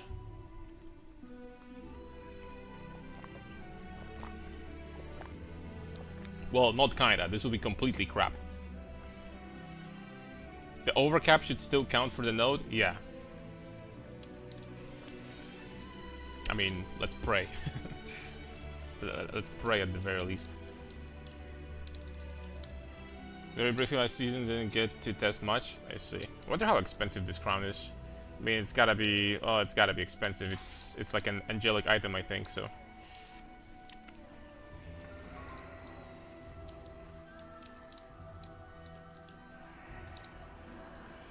Do you think it's worth it generally to buy keys for 180 from the shopkeeper to open chests? Do people do that?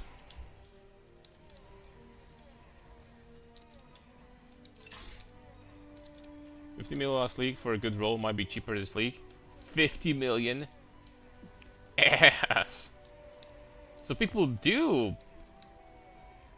Well, this crown is also kind of insane for, you don't need to necessarily stack life, and this crown is still really good, right? So, I guess, I take it back. I take it back, I guess.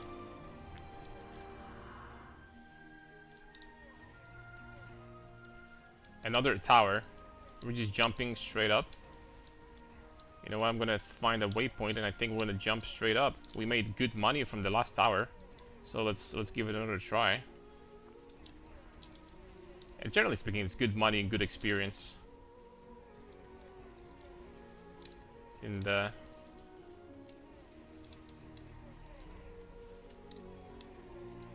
Blessed Defender.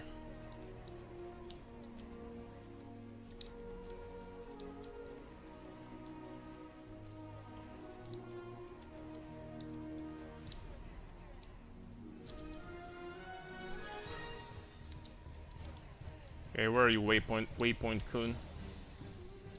Please.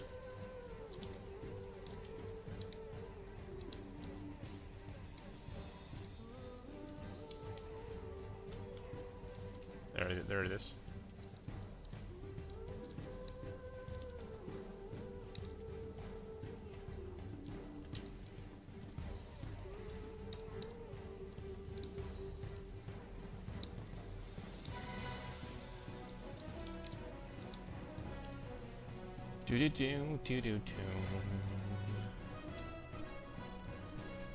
Base for majority of players, it gets too expensive to get it working. Most likely you're gonna pay more and stuff getting to work than the crown itself, unless you want to be super squishy. No, like, I'm kind of curious if this archetype can be made work, because maybe by accident we're gonna figure out something broken. I mean, look, like getting to 100,000 life and getting this talisman, this whatever thing that gives you +1 to skills on, you know, the sub skills on Odin Fury, like getting to 100,000 life is going to be 25 times the damage from this ability. 25 times more damage. And the fact that you don't need resistances on your gear at all, well, as a matter of fact, the resistances are bad. You don't want that. So you can just focus on everything else? Like, bro. This could actually be like crazy good clear and a good single target with this. And obviously with insane amount of life, you'd be still tanky, right? Hopefully. Malicious Veins node. Malicious Veins. Oh, these, the Righteous Fire ones. 25% maximum life deltas arcane damage. I'm really curious if this would this is 5-8, so you do 200% of your life as arcane damage. I wonder if this is like per second or something like that also, because it says aura, but kind of curious. I wonder how this scales with arcane damage, right? Because if it's just like, if it could crit as well, man, I doubt it. I doubt it. I'm not sure, but would it? Oh, it obviously would need to scale with. It would need to scale with your modifiers, right? Like, because if this was just like 200% of your maximum life as arcane damage, that would be 200,000 arcane damage per second. That would be completely useless. Obviously. I wonder how this scales. Maximum life, small nodes, and this gives you maximum life minus reduced movement speed. Okay. Well, they had playtesters for this league, I'm pretty sure. Not necessarily. Sometimes there's a lot of shitty nodes in games like these. Life replenished from all sources is... I think I'm gonna go for this. That should be okay. Shouldn't be a big problem. Okay, we need to make it to floor 10. We need to beat this thing. We're gonna have a chance at angelic key or something good. Some perfect gems.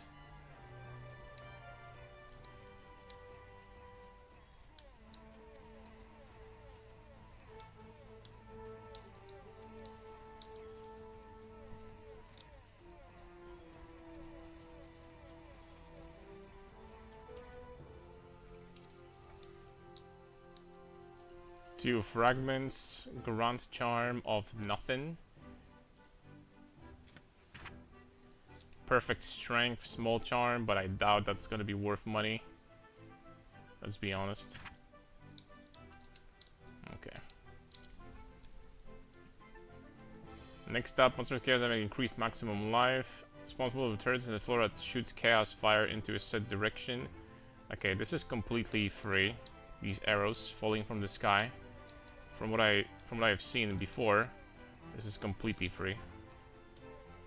So we can do this. Should be easy peasy lemon squeezy.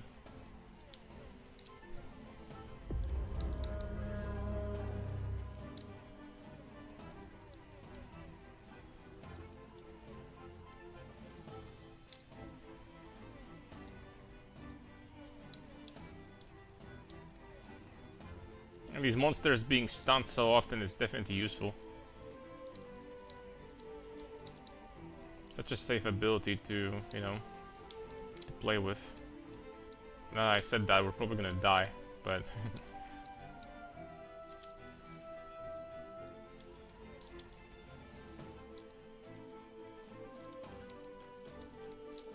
probably have quite a few of these Colosseum fragments at this point. My big prediction. Poison resistance, something, intelligence, bada beam, bada boom. I really need load filter to not pick up these shitty charms. Boulders, I'm gonna go boulders. Last time they were not too dangerous because they are only really rotating at the start of the, you know, next to the staircase. So this is another free mod basically. So I'll take that. This mod is kind of free.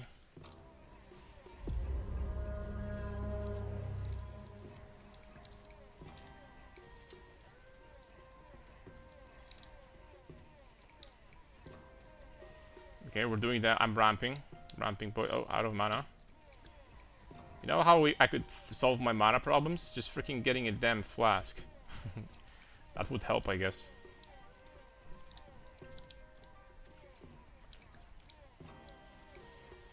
Potion. Is it called potions? Yeah, it's potion.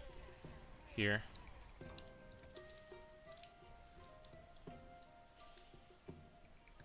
'21 armor. Okay, next floor. Scorched ground. This is also free. Okay, we're getting free modifiers so far. Scorching ground does absolutely nothing from what I've seen.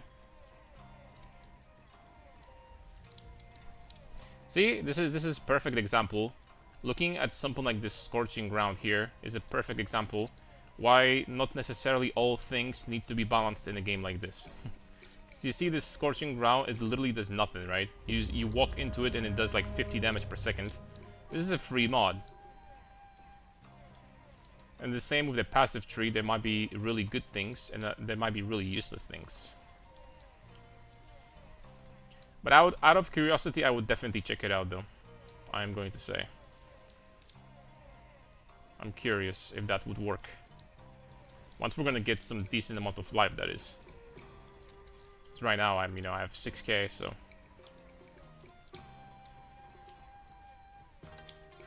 I would need at least like 20k. As I told you, I've been considering doing a chest armor with like pure massive amount of life. I'm sure there's an armor that gives you a lot of life in this game. There should be.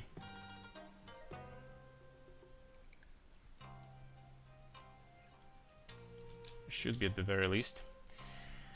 Alright, we got passive point. Where are we going now? Jewelry, 1 socketable slot. This is for like jewels, right? I mean, yeah. What will be a good idea to go next? Spell duration is completely useless. Going this and chance to critically hit with spells with critical damage, spell critical damage. That kinda sounds decent, to be honest. Right now, I'm definitely not doing the passive tree for pure life stacking. Doesn't make any sense. This is for summons. This is for armor added as magic damage. Oh, that's actually quite a lot. 6%, 10% in total. Excuse me, 16% in total. Wow. Armor stacking, let's go. Here we have life, actually a lot of life.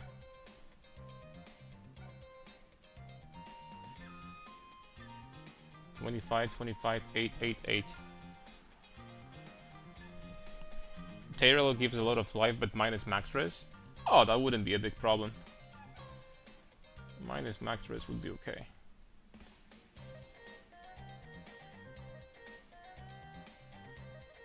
Well, we can go this way also now and get these insane life nodes. That is a lot of life. That is 16, 24,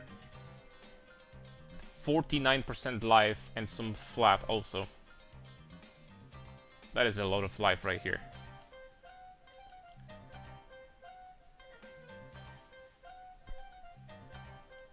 Or we could do crit. This is, what, 14% chance to critically hit with spells with some small crit bonus. I don't know. I don't know, dude. Intelligence. It would be a boost, but I don't know how much.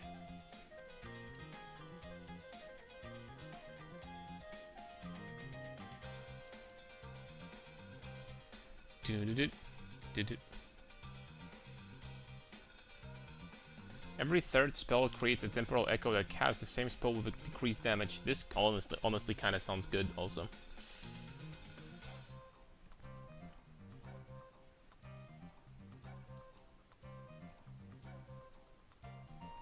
There is a chance to gain a stack of Mage Guard when you cast a spell up to 25 stacks. That's basically 25% DR for us permanently. That's pretty strong too. And then faster cast rate. Wow, this cluster over here is cracked beyond belief. This is a very, very strong cluster.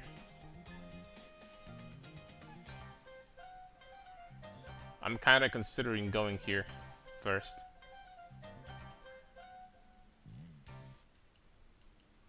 And on our way, we would have all attribute small nodes. That's also good. I'm kind of considering going here, man. That's so much cast and damage reduction.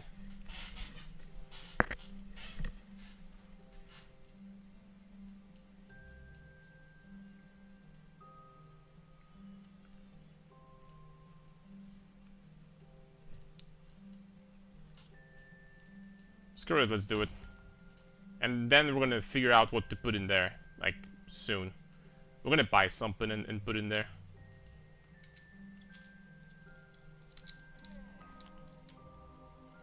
Okay, let's go. Increase the damage for monsters, always stun on the hit. I don't like that. Yo, Alcoholic, what's up, man? Thank you for 2 months. Time for PoE passive tree changes. Pog. Man, I can't. I'm actually really excited. Like, and ironically, like, usually the changes that I'm most hyped for usually are the passive tree changes.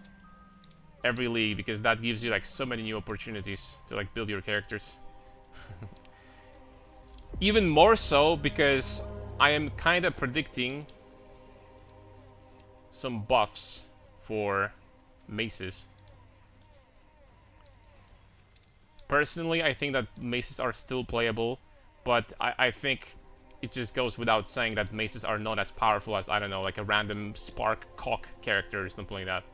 So, I'm hoping that they're gonna do something nice for us. Okay, that was fast. Does Odin Fury have the spell tag? It does. Okay, additional affix for monsters.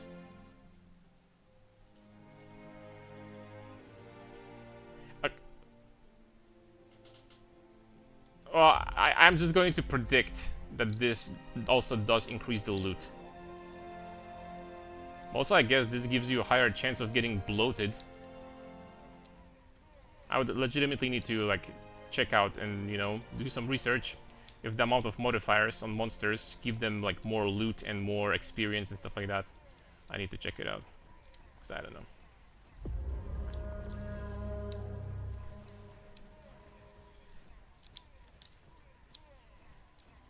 Temporal Echo, I'm gonna check it out in a second.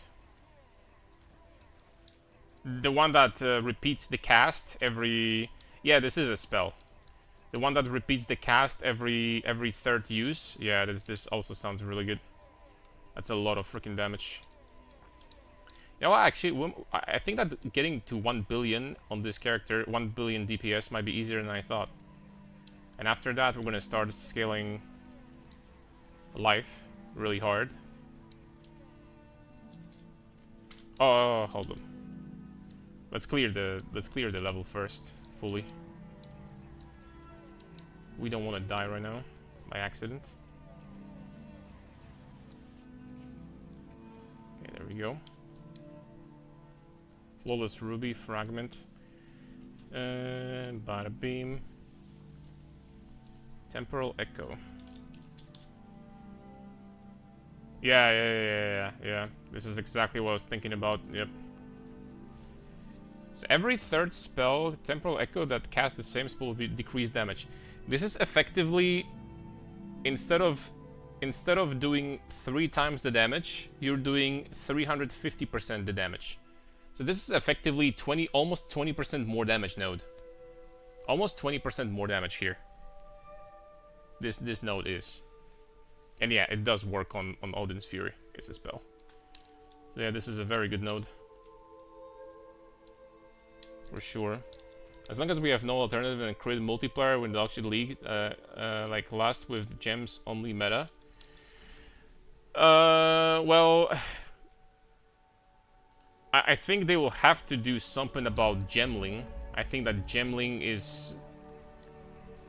kind of like ruins warrior completely. There's actually no point to be playing gemling, to be playing warrior when gemling in the current state exists. And that's a problem they have to definitely fix.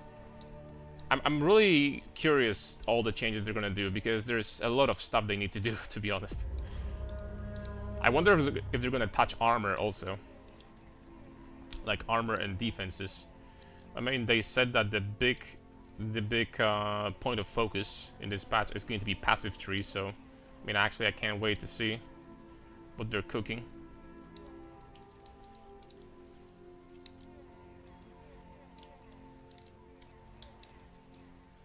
I actually kind of can't wait.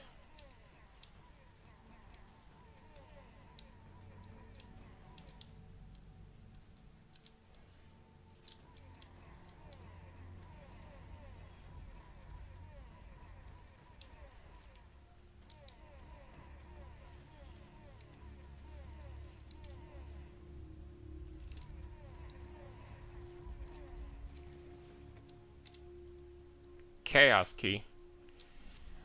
Okay, yo, this is going pretty fast. 3 more floors to go. Oh!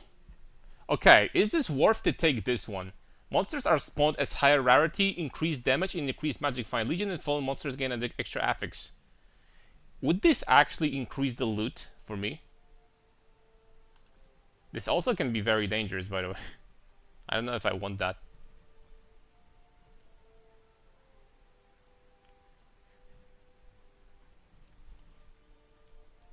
What do you guys think? I don't know what to do with this.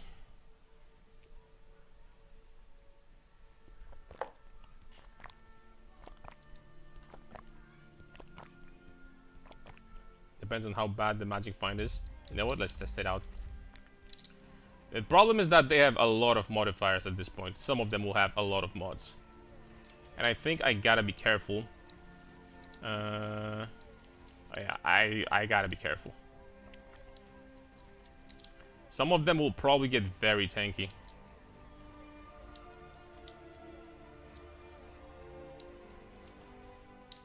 But they have 2 additional mods now, the elites, which is a lot. I don't have anything like really bad that nerfs my character though, like for example minus resistances or something like this, so I should be able to survive a couple hits. I don't think I'm gonna be dying instantly.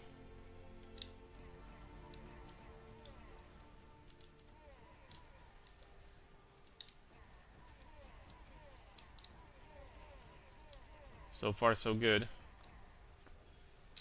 My cast speed is so high at this point that it's freaking... The mana is a problem again. We'll have to fix that soon. I really need to check the armor that you mentioned. I wonder how strong this is.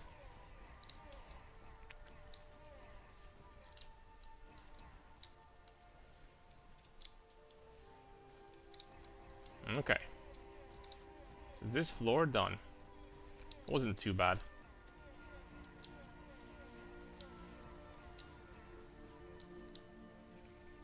Wasn't too bad at all. Another chaos key. Yo, right? I'm actually getting quite a lot of chaos keys. Which is very nice. Oh, crap. Angel. What the heck is Angel? It's a gun. That doesn't sound expensive. We got a potion, though. Caffeinated coffee container. Potions are occasionally pretty good. I wonder if this is one of those. You know, I am going to identify that. Maybe this is going to be something good for me. +5. Oh, perfect roll. Damage to burning targets increased by 42%. Huh. You know what? I do give enemies burning with this. I wonder if this is like just a multiplier, like 42% more? Is that how it works? If it's 42% more, then that's freaking insane, this thing. No, I might as well freaking test it out. Or why not? It's +5, it's a perfect roll. That kind of sounds cool, not gonna lie. Venomous meteors rain from the lave drain is every second. I don't like that. Monster proximity. Okay, I gotta take this, I think. We got increased life though.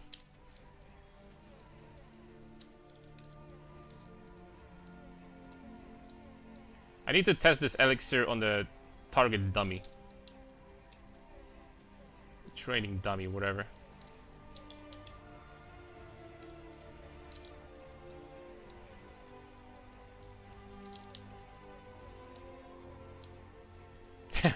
Out of mana again.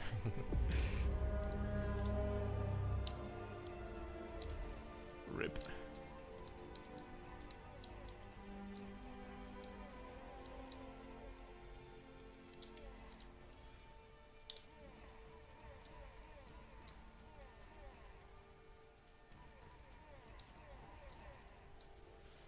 Oh, it's a lot of freaking big bastards. Right here.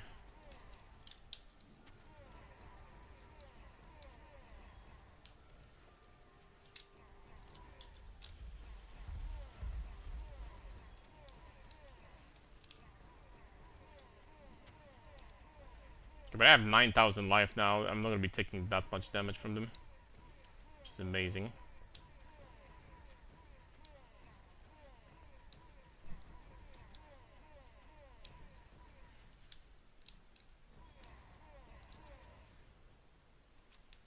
Let's pull this guy also. Kill them all at once.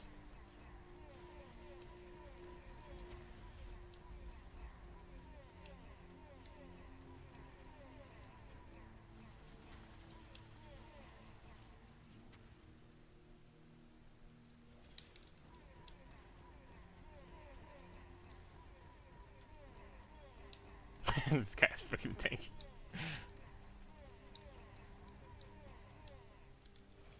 Probably like 1 billion HP, not gonna lie. Another chaos key. Holy smokes, I got a lot of these keys. A lot of items also. I think this actually giving them as many modifiers as possible is working.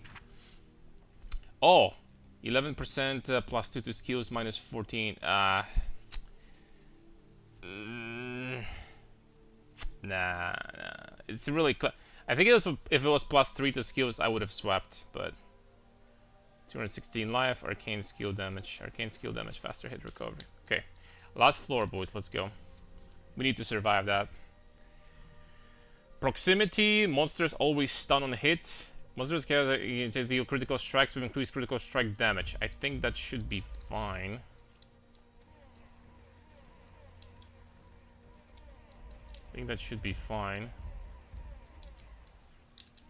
Critical, I think always stun on hit might create a bad situation where I'm gonna get stun locked or something. I don't know if that's how it works, but I'm not clicking stuns. I'm sorry.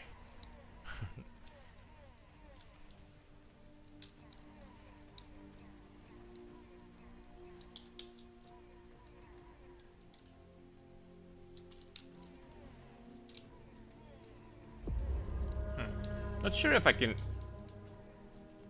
seem to use this flask.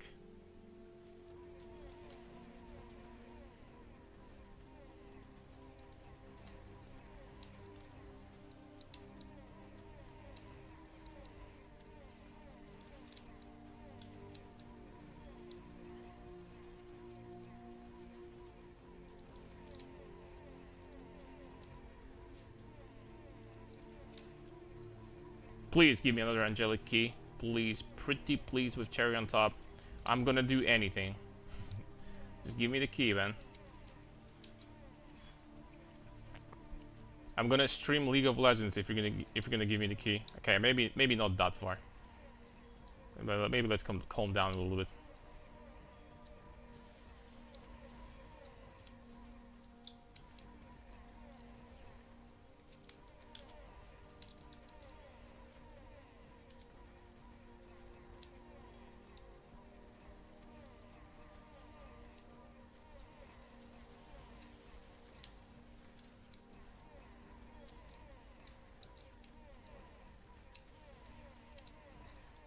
There we go, we did it. We got angelic key, let's go, baby! We got some keys, we got perfect ruby, emerald skull, perfect amethyst, also really good. Satanic something. We got some items here also. Let's go, baby girl! Let's go. Another 70k in the bank. Let us go. Okay, this item is useless. What else we got here? Okay, it's not a flask, it's a vial, wherever. Okay, and these are most definitely garbage. Let's go. Yeah, this mod that gives them more attributes and stuff is great, I think. Seems to be pretty amazing. Oh wait, I'm going in the wrong direction. Am I? No, I'm confused. Let's go back. We have keys to sell.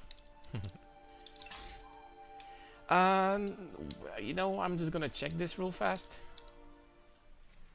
Brimmed, which is brimmed hat? Yeah.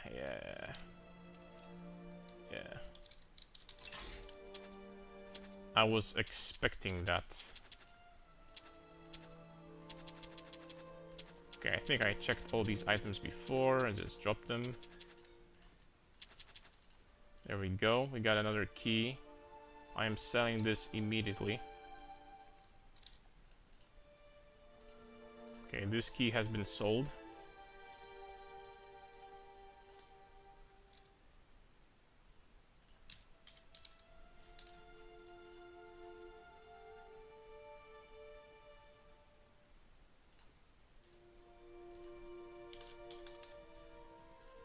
Such a good money for these keys, man.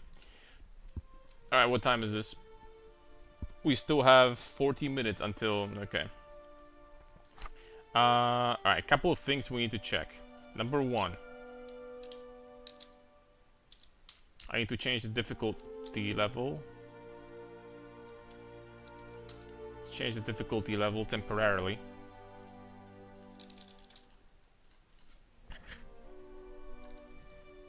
And let's test something out.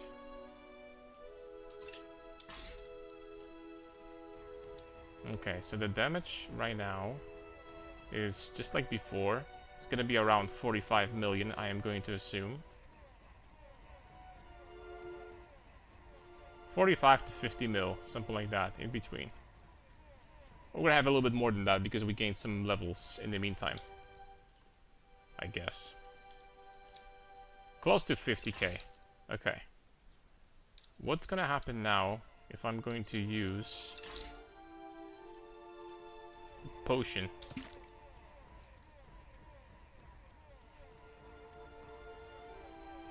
Dude!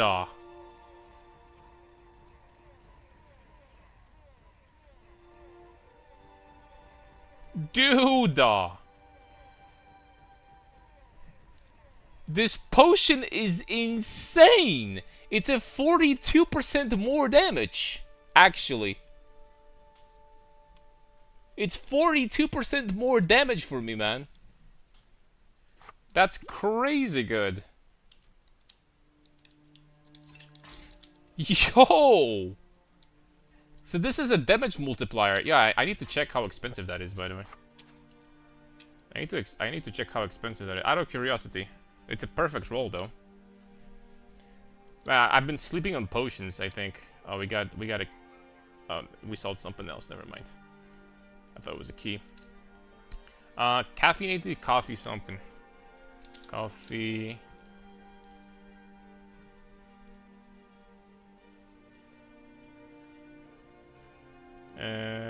I guess it's gonna be hard to find... Okay, never mind. There is +5. They're not that expensive, but they're still like 50,000, I guess, for a perfect one. 65, I think, is the cheap. Not 50,000 for the cheapest one. I'm definitely using that myself. That's freaking insane. That's absolutely beautiful. That is beautiful. Okay, let me check what's going on here.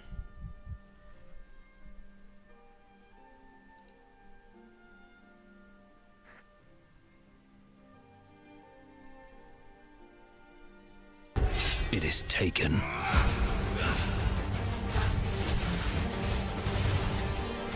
Let me check what's going on here. You know what? I'm gonna change the title already.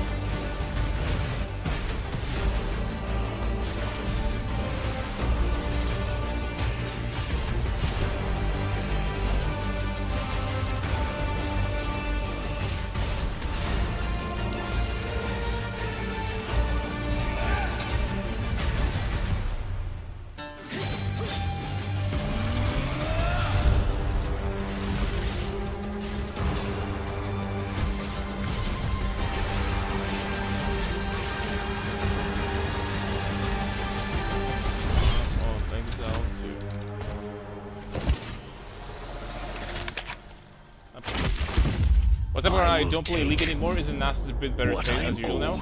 Nah, I don't play this. I don't really play League anymore. I basically play RPGs like PoE and stuff, so.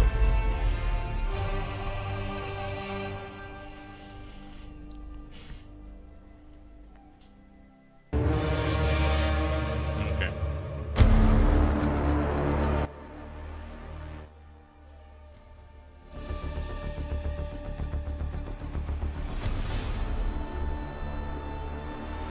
Tell me if it's going to be. It might be a little bit too loud. Okay. Okay, there we go. Another item sold. We sold the angelic key. Holy smokes, we got back to 185k now all of a sudden. Huge. So the item that you mentioned before is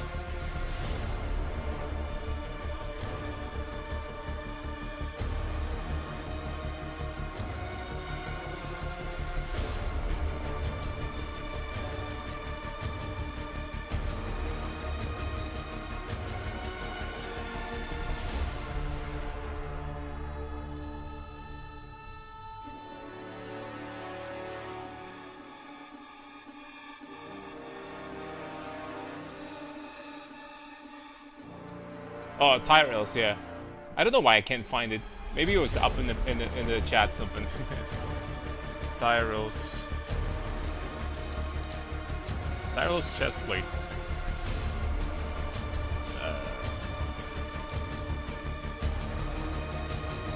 Sometimes it's buggy. I freaking cannot find it for some reason. It doesn't work.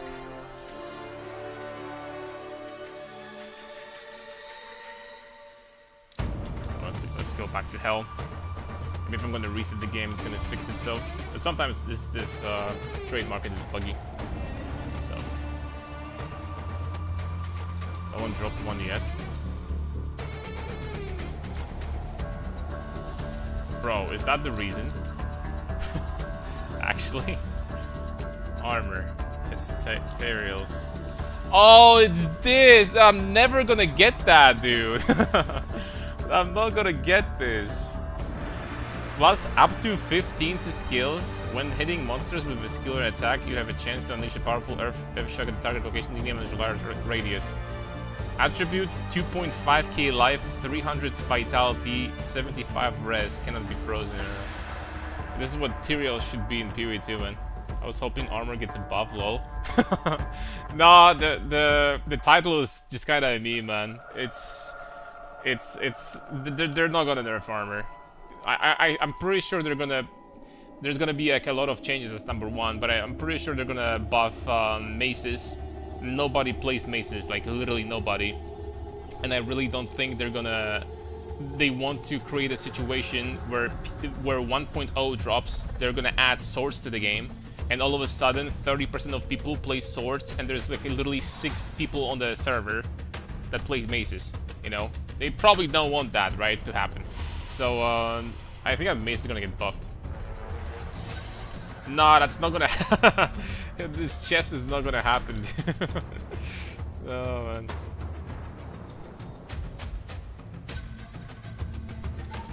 That being said, Arcanist Wrath. We can afford this now. We can afford this, and I'm thinking about it. Because that would be a gigantic damage boost.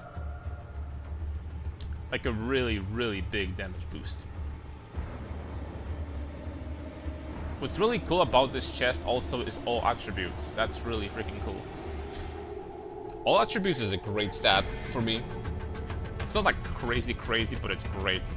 Minus 25 arcane enemy resistance, all resistances also. Damn, man, this chest is nice. I mean, I don't think I'm gonna find anything better than this, man. I really don't. Like, what could possibly beat this? Nothing, man. It's freaking million times better than this garbage. Dual wielding Brutus could be sick if they make dual wielding a thing. I mean, dual wielding. The thing is that dual wielding has no support on the passive tree, or really like a lot of support in the game. But dual wielding is extremely strong in PoE 2. Very strong. Like dual wielding by itself, if you slap 2 weapons that are, let's just say, identical, by default you gain 40% more damage. Period. Just slapping a weapon instead of a shield, you get 40% more damage. That does not count any modifiers that this weapon has. It doesn't count bonus to all skills. It doesn't count if you're using like a unique weapon with some extra modifiers. It doesn't count wed. It doesn't count anything. It doesn't count sockets. I did math in one of my videos. I think that dual wielding compared to using one weapon is usually about triple damage, which is freaking ridiculous. Dual wielding mechanically is very strong in PoE 2. Very, very strong. It's 7 times stronger than PoE 1. PoE 1 dual wielding is kind of dog shit. Unless you're using dual strike. Or like, I don't know, 2 different skills. Oh, also, by the way, almost forgot what we're doing with this. We have a slot over here. Is this, you put a jewel from this, right? Yes. Okay. What else can you put in there? Can you put like this, for example? Oh, you can. Snake's Gem of Incarnation. We'll have to put something in there for sure. Alright, you know what? Don't save changes. I'm pretty sure I'm buying this. But nah, we have to buy this. But before I'm going to decide, let's reset filters. And let's do armor. Let's do Heroic Plus. And let's just take a look like real fast. And there's no way there's anything better for me though. There's no way that there's anything better for me than this. There's no shot. Grimbone's Ribcage. This one gives you a lot of life, vitality, all resistance, 6 up. Nah, this one is not even close. The other one was so much stronger. I mean, Grimbones is really cheap, but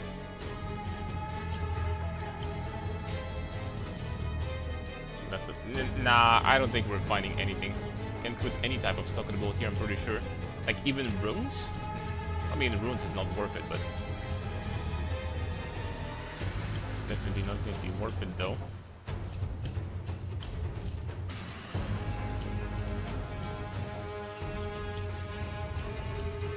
Yeah, I mean, yeah, we're not gonna find anything. We're not gonna find anything that's even remotely close.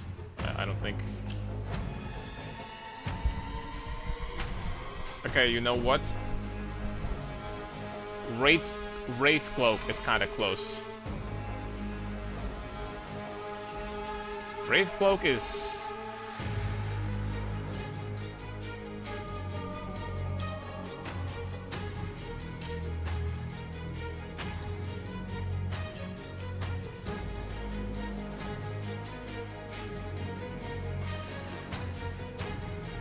Wraith Cloak is...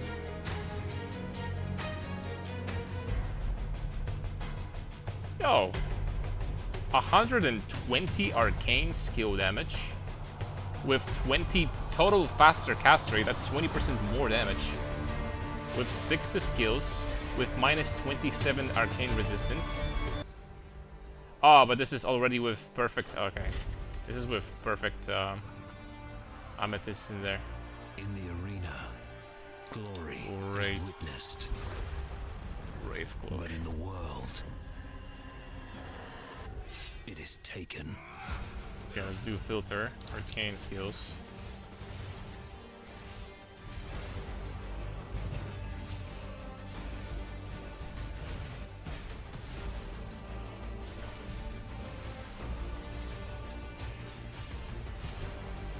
I mean, this item is kind of close. There's one big problem. It doesn't give me resistances. And that is a problem.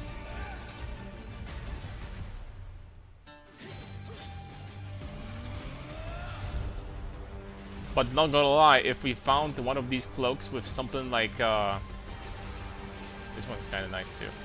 If we found something like this with life per level to get like 500 flat life on top of that, I think this would be it. Holy smokes! Look at this, 33 faster cast rate bonus and plus 70 skills. Dude, I'm actually, I don't know anymore. This item is insane too. This item is freaking insanely good. Can I like save this or something to put in my favorite to like buy it later? No, it doesn't exist. Something like that. Alright, Rave Cloak, remember. And the other one was Arcanist Wrath. Let me compare one more time. The Brave Cloak is also cheaper. Okay, so this one has less skills, unless perfect roll. Intelligence is added as arcane skill damage.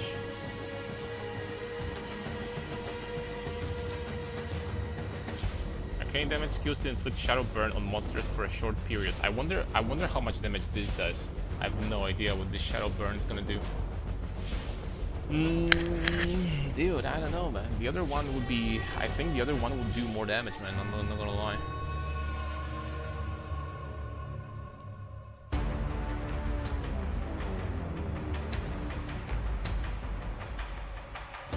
The thing is that this is much more expensive. A good roll is not gonna happen here.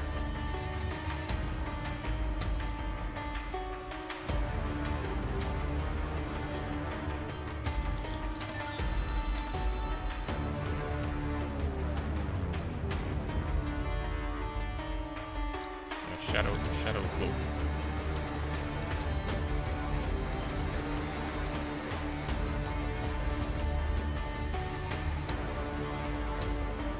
Damn it! I don't remember what the other one was called. Filter. Armor. Wraith cloak. Okay.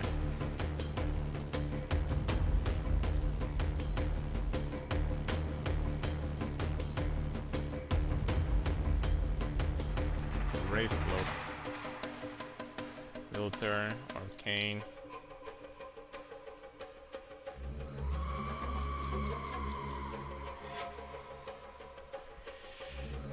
And the other one for 50k is still there.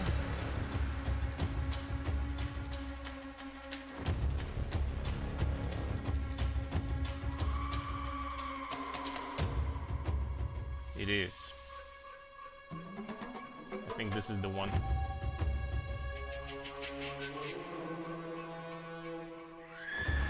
I mean, I'm not gonna lie. I mean, this is ridiculously good damage-wise. It's most definite. I'm 100% sure it's more damage than the other one. And I don't get the resistances, but this is so freaking cheap. I think I'm buying this. Unless I'm going to find like even better roll, but I doubt it. Let me see.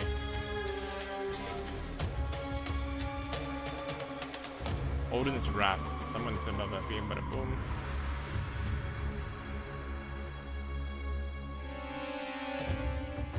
Mana per second. Mana after each kill.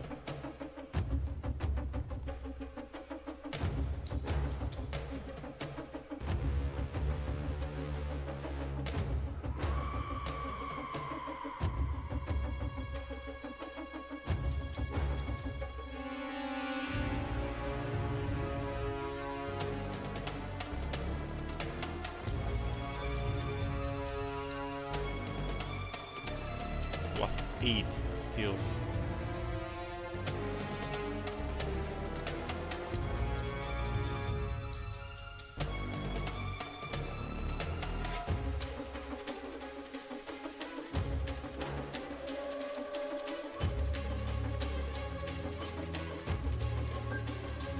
No, I don't think I'm beating this.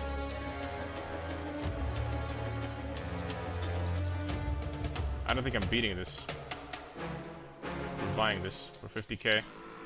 And 50k also, if I made a mistake, 50k is like not that big of a loss, but let me see something. Let me see something now. Oh, wanted to do Nightmare.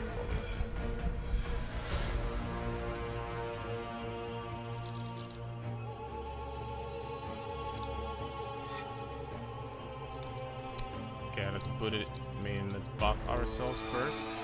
So we had about 50, a little bit less than 50 million damage before, right? Let's put it in.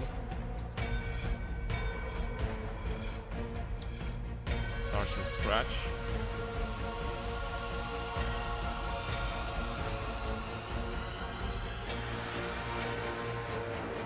Yep, I mean this chest is about, without runes, it's about 40% more damage already, if not 50% more compared to this one.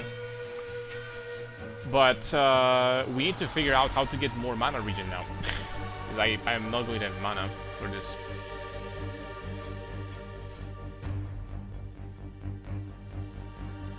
That's the problem.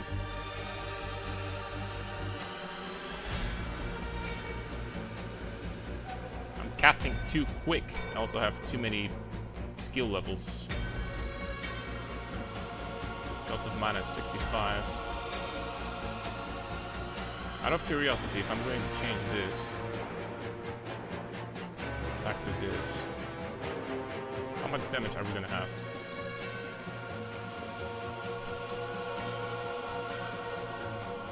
Spell Leech node. We're gonna need that in the future, I think.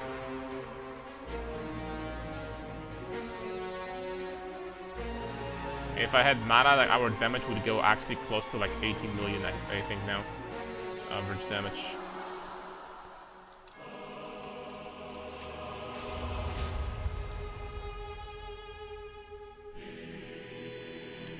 Mana Fury. Okay. Alright, so we need to solve resistances now because we lost some. And we need to solve mana regeneration. I need to get some rest somewhere. Using another mana benders is not gonna happen, let's be honest. That is not gonna be the solution. This I really don't want to replace. This is a good ring for now. This one I also don't want to replace. Traveler's Map Journal could help.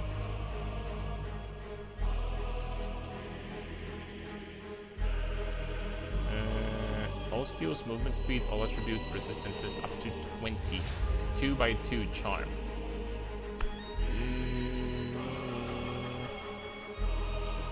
Need a little bit more than that. Thinking about replacing a belt, my belt is really mid right now. Like really, really mid. The arcane resistance is completely useless. Like getting a belt with all resistances or something like that would be nice. Or helmet with all resistances also. My helmet is also extremely mid.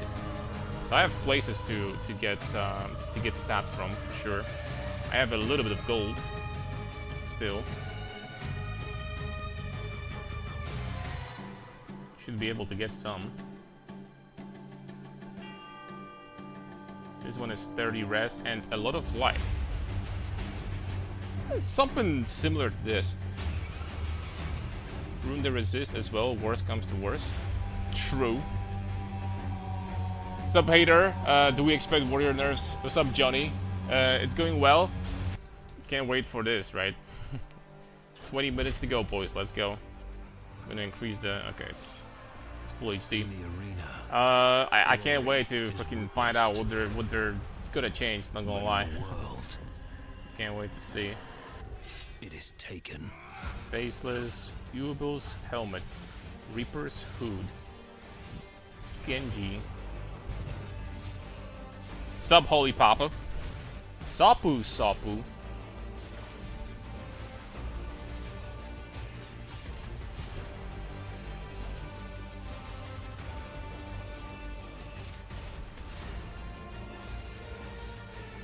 Dude, this helmet is so atrocious.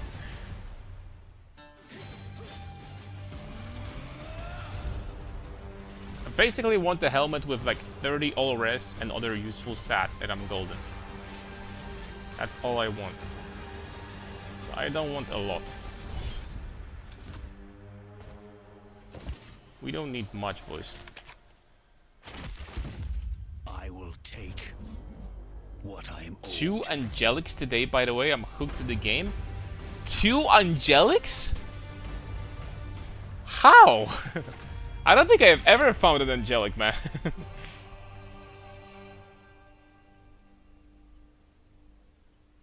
Yo, let's go. Were there like actually at least good ones? I mean, at least some good ones.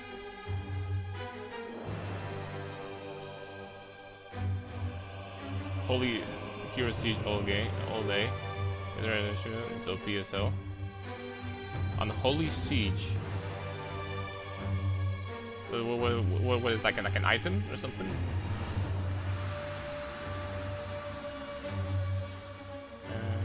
Nope. I think this one is pretty cheap, by the way. I'm pretty sure this item is pretty cheap. Like, technically, you know what? Like, technically, I know it sounds insane, but technically, I think I could use that. It's 30 res, which is what I need. 500 life plus 2 to skills. And insane mana replenish. I'm pretty sure this is very cheap.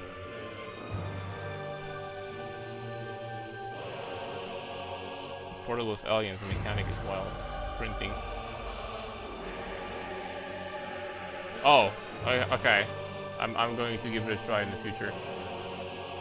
I haven't been really getting a lot of passive points yet. I need to beat the hell difficulty first. Yeah, maybe I will. Sounds good to me.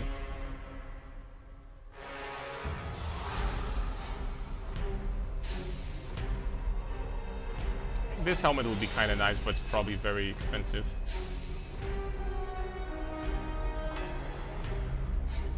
Oh. This is for illusionist only.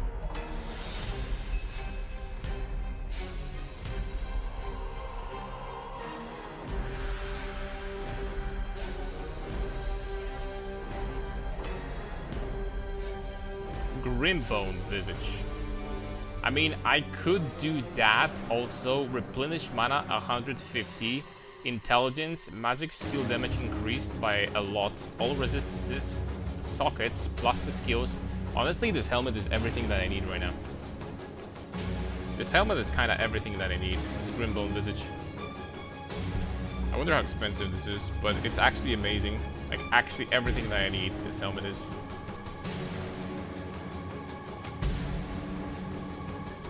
Actually perfect.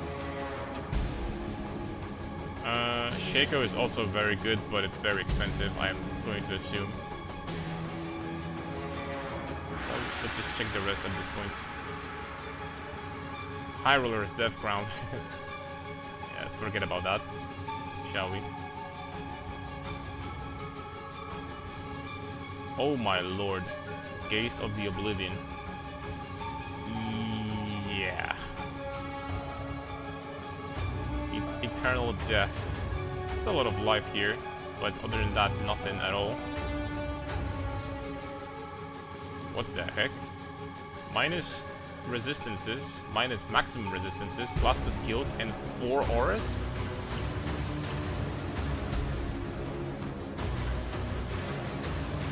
Yeah, this helmet is kind of nice.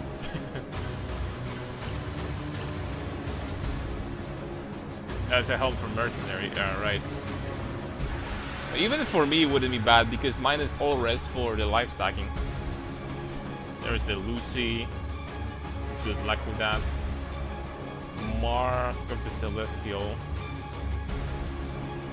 Buffing aura range. Increase the effectiveness of buffing auras by 40%. And range also for aura bots, I guess. Resistance, life, skill, haze, bada beam, space time, equilibrium. Gain extra advantage, magic skill damage for a short period. 87%. Buff duration, increase the duration of beam, increase the duration of debuffs on you. That's gonna be expensive as hell. Alright, Grimbone Visage. Sounds definitely like a plan. Grimbone Visage. Please tell me that's cheap. I mean, maybe? It's 150k. You know, like, it's doable, it's just... I'm not gonna have enough for it now. But it's not... It's definitely within my reach. This is a very good helmet for me. Good damage, great resistances, great mana replen. Everything that I need, really, this helmet gives me. Like, legit.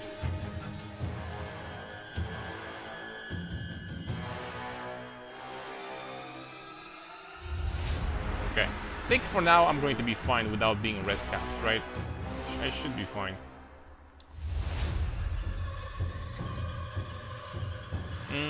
And here we're gonna put, I guess, a life jewels.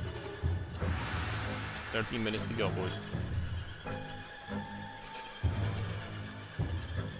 13 minutes to go.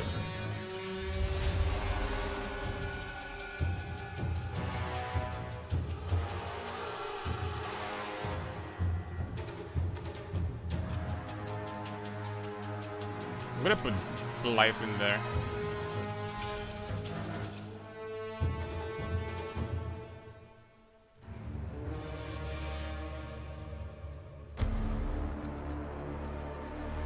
Okay, where did these guys go?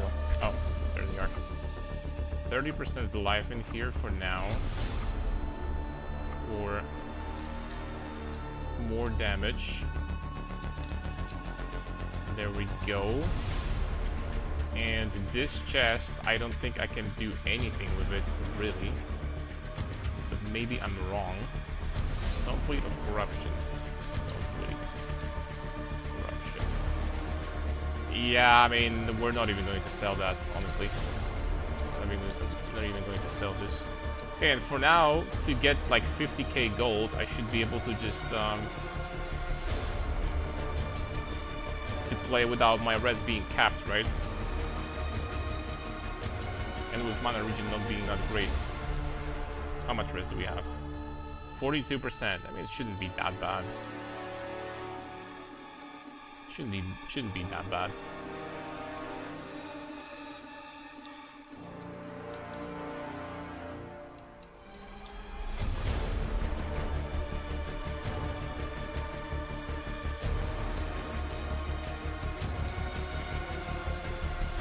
Until we're gonna get Grim Bones, it shouldn't be that bad.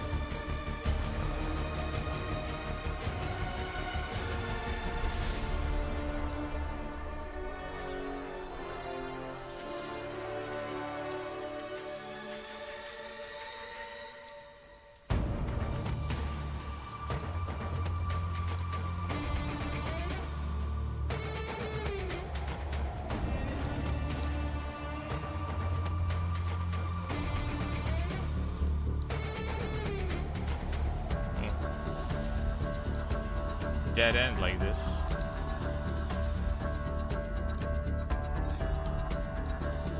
What are your predictions, guys? What are they gonna do? You know, maybe that's the wrong question, because I think that the balance changes are gonna be so big that asking what they're gonna do is, you know, it's gonna be a lot.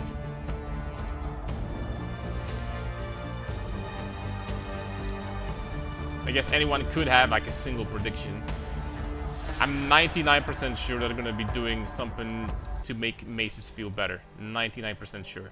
They're not gonna release swords and create a situation when in 1.0 literally nobody's playing maces Glory is with their current state and everyone is playing swords. I don't think they're gonna do that. So I think they're gonna be doing balance changes now to make maces feel better.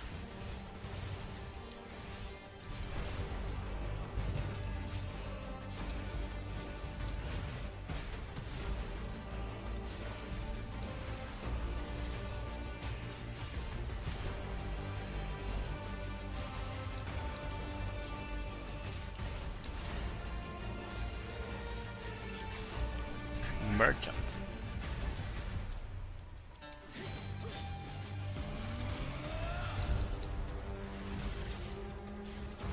Wait, what is this?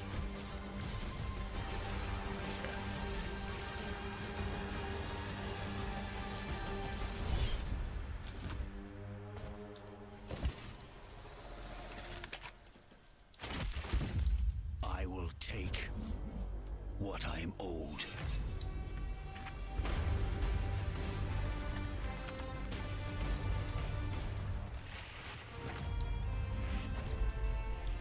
What would you guys say about the swords from the trailer? Not gonna lie, the animations look super cool, in my opinion. You do feel that, you know, sword playstyle where you just, you know, slash around with the swords, and you know, it does look good. dual wielding especially. That's also another thing. I'm pretty sure they're gonna be adding dual wielding passives to the passive tree this patch. Completely forgot about that. Because there's one cluster. For those that don't know, there's one cluster on the passive tree for dual wielding, which is hilarious. It's almost as if they forgot that, you know, maces exist and you can dual wield them. But hey, it's maces, so like nobody plays that, right? So it's fine. I don't know. I don't know, dude.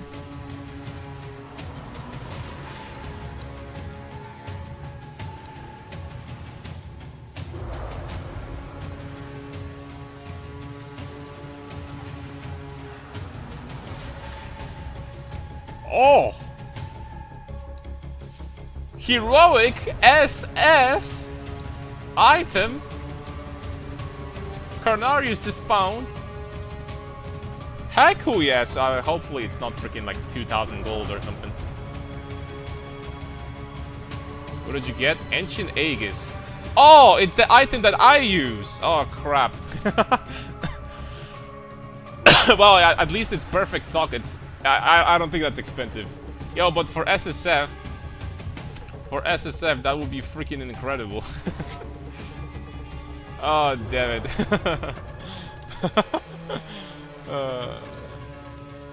Well.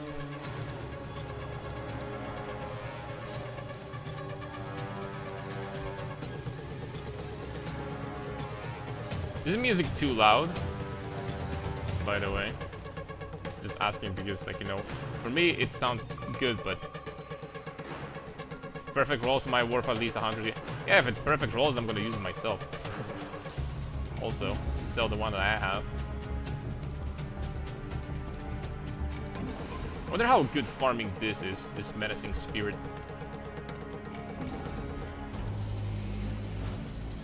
This guy. I think you gotta need great AoE for this. Which, you know, we kinda do. I mean, I'm not gonna lie. Our AoE is good. Yeah, I have to say, like, I'm really tanky now all of a sudden. I don't know. I used to be kind of getting one shot, and now, like, actually staying alive. And I'm not even resistance capped right now. Okay, Cannibal, Ground Charm, Mana Woven Walkers.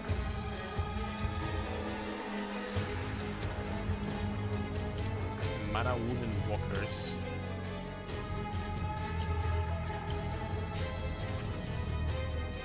Arcane skills.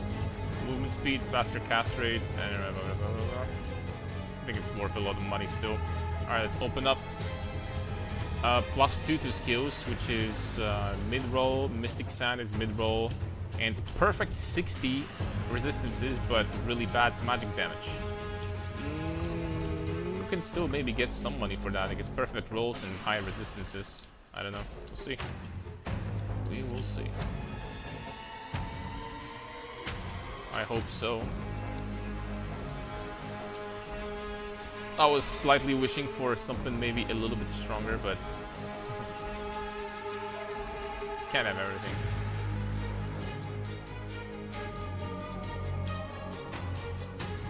Okay, Shrine of Greed. What is this? Okay, some gold. Nice. We need gold. Alright, how much longer? 4 minutes. Damn.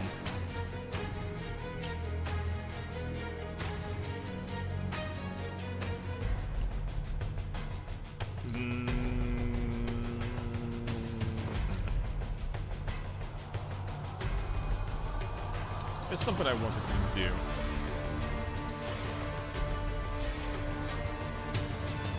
Right, level up.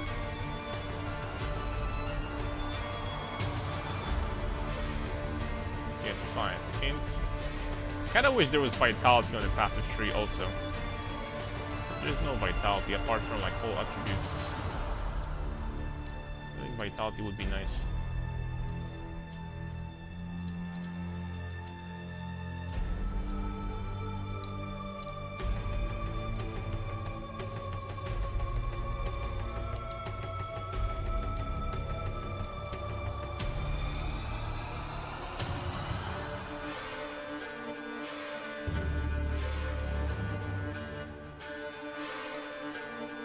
Okay, do we have time to find another waypoint in the next zone?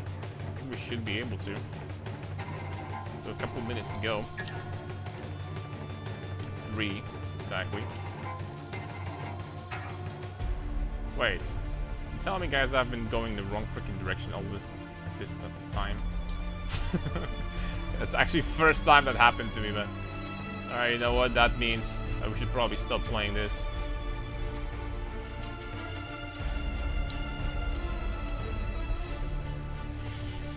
Means we should probably stop.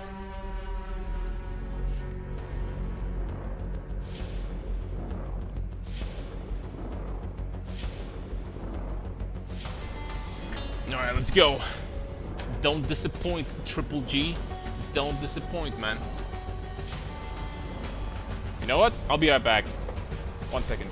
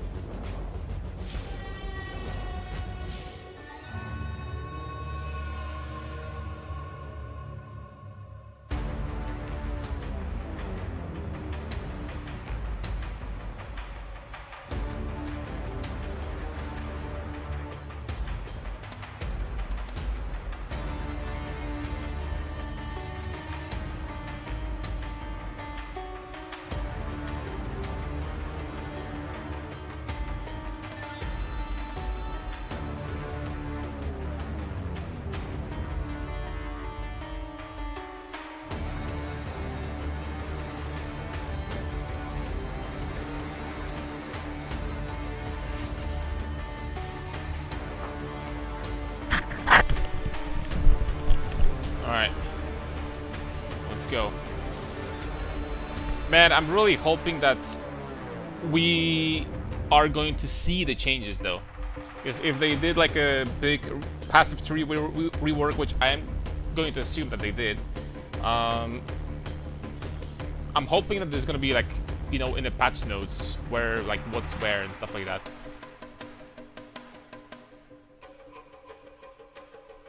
You know? GTA 6 build sub-flocking.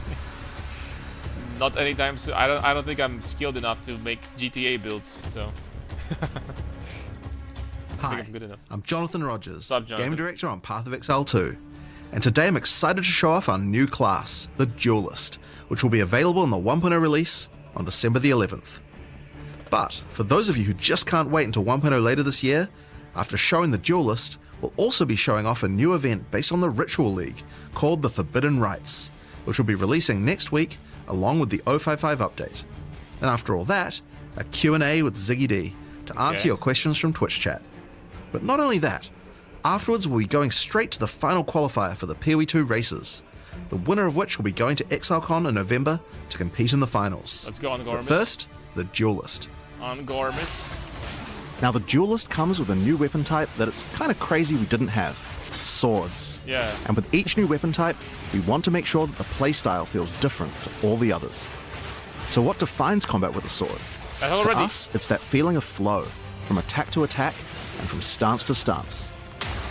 That already look. And what feels better so place much to better than demonstrate the Mace's. Duelist's abilities than the ruins of the Grand Arena? The corpses of the dead continue to fight endlessly as the arena collapses around them. And should you get to the center, you'll be able to face Thrax, their champion. The first mechanic we need to talk about is Ready Stance. After using some Duelist skills, you can keep holding the button to ready your blades for your next strike. Normally, your basic sword slash would look like this, but in Ready Stance it turns into a deadly AoE slash instead. Your Ready Stance also has the ability to be upgraded. This is Sand Scour, another Ready Stance attack, and if you stun enemies with it, you'll enter Sand Stance, and using this with your default attack will send out a Sand Disc. But default attack isn't the only ability that can be modified by your stance. Like Perforate, for example. This skill is a triple stab, where the third strike sends out drills, bleeding your enemies. But from Ready Stance, you can skip right to the drills. If you use it from Sand Stance though, it will send out a bunch of mini sand discs from every enemy it hits. Perfect for large packs. I think it's gonna be Together, really these fun. basic abilities give a very unique feel to sword can already combat. tell you. It's quite different than any other class we've made, flowing from ability to ability. There's also some abilities that you can use while in Ready Stance, without breaking it. It's gonna A good feel example good are because war of attack cries, speed. like this one, Intimidate. Time to die! Use it to deliver a cutting insult to your foe, intimidating them and causing your next attack to knock them off balance. Another great ability you can use already is Rending Dash. This movement skill slices through monsters, but since you stay in Ready Stance, it allows you to reposition to the perfect angle to strike. So far, we've been using Sand Stance to tackle these enemies. But what about Blood Stance? For that, we'll need to switch from two-hand to dual wield. Oh. Now with swords, we wanted to make sure that the different options of one-hand, two-hand, or dual wield each have their own interesting playstyle. So unlike other weapon types, dual-wielding swords gives you the ability to parry attacks. What do you mean other Follow weapon? up with Bloodied Blade to enter Blood Stance. When using this one with default attack, you'll create a deadly blood wave, causing your enemies to bleed. And of course, Blood Stance will also work with other skills that benefit from stances. Nah, I'm dual wielding. So use it with Perforate, for example, and you'll get a bunch of mini blood novas. I'm dual Once your wielding. enemies are bleeding, you might want to try out Hemorrhage. This skill creates deadly blood slashes that drastically speed up the bleeding on your enemies. And once the enemies have built up enough blood loss, slice through them with a Rending Dash to consume all the blood loss for a giga bleed. I was born for this. Now one skill we couldn't have made the Duelist without is Cyclone. It's an absolute fan favorite, and just like before, when using it, you can spin to win. But this class is all about using stances, so how about we try it with one of those? Use Cyclone from Sand Stance, and you'll be spewing sand discs at your enemies left and right. Great for AoE clear. Now Parry also had a significant upgrade compared to before, and it's a lot more reliable now. But there's also another way to parry monsters that doesn't require waiting for them to attack you. Oh. Okay, that changes things. By a lot. switching to a shield, you can now bash enemies straight out of Ready Stance to parry them without waiting for an attack. Okay, that could be a good single target boost.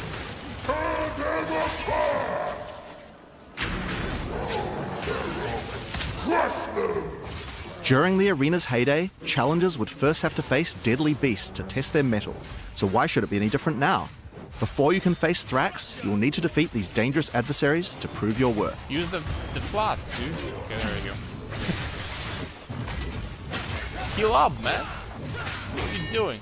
Oh, Executioner is still in the game.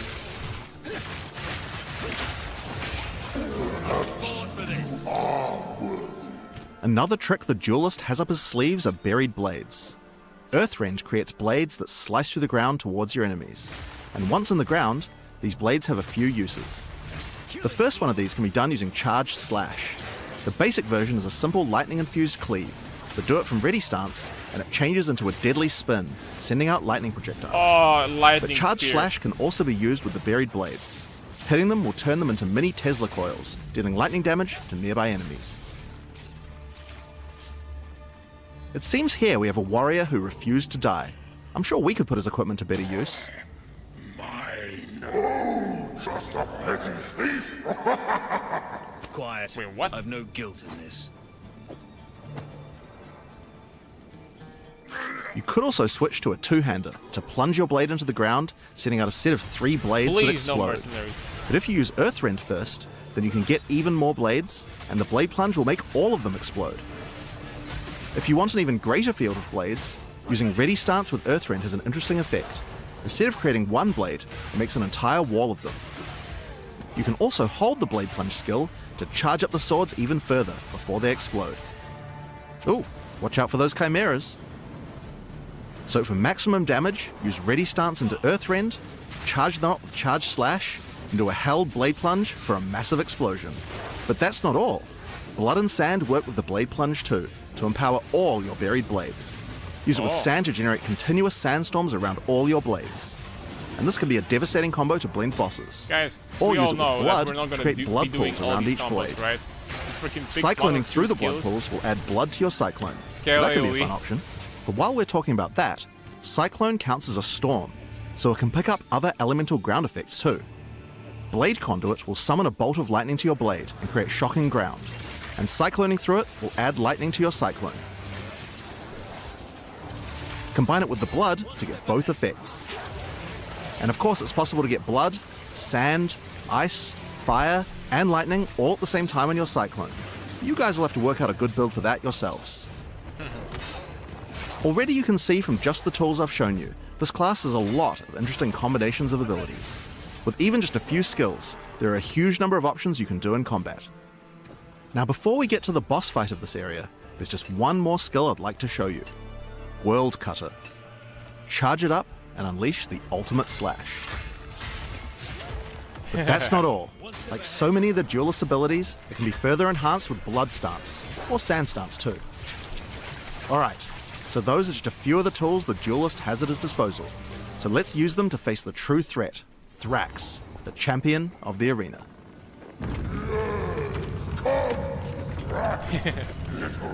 Alright, but I mean, I'm freaking digging it. I'm not gonna lie. I think the attack speed is gonna make it feel so much better. All these freaking skills.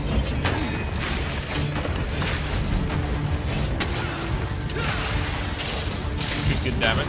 Ramping boost.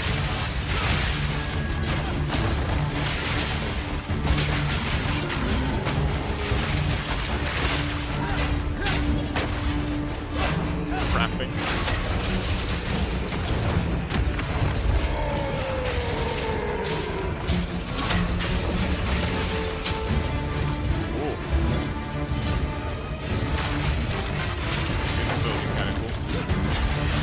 He has a better whirlwind for AoE.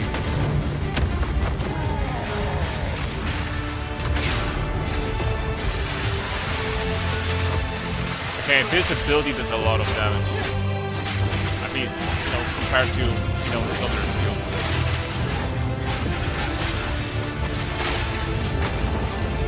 Come on, aggravate the bleed. Come on, man.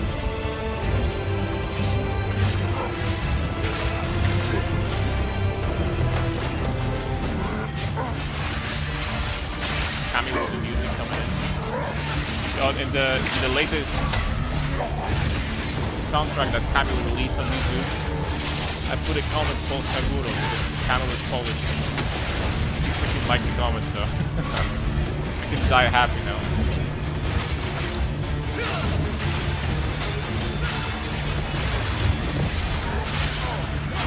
Called Kaguro. Yeah, I'm kidding.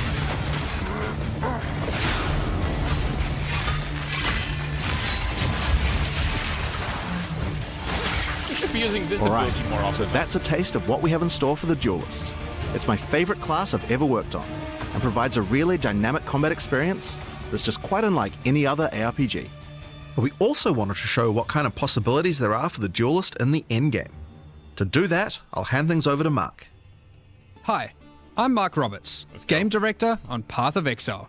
Today, we're going to go through 2 in-game builds that we've put together for the Duelist made by our developers. Our first build is called the Bringer of Blades, a mighty name once feared in the arena. This build is all about rising buried blades from beneath the ground. Some say each sword created by this build is from a foe slain in battle in the gladiator arena, and from the afterlife, they offer their sword back to you in respect. Okay, we don't need lore. The bread and butter of this build uses Earthrend, supported by the lineage support Calm's Madness, to maximize the efficiency of creating buried blades. It combines that with the Blade Conduit skill, to charge up all the blades with lightning.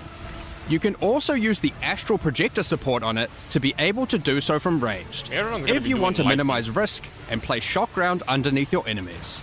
Lightning conversion. We also have Earthrend supported by Electrocute, so that we can keep the enemies crowd controlled. Then it's just simple.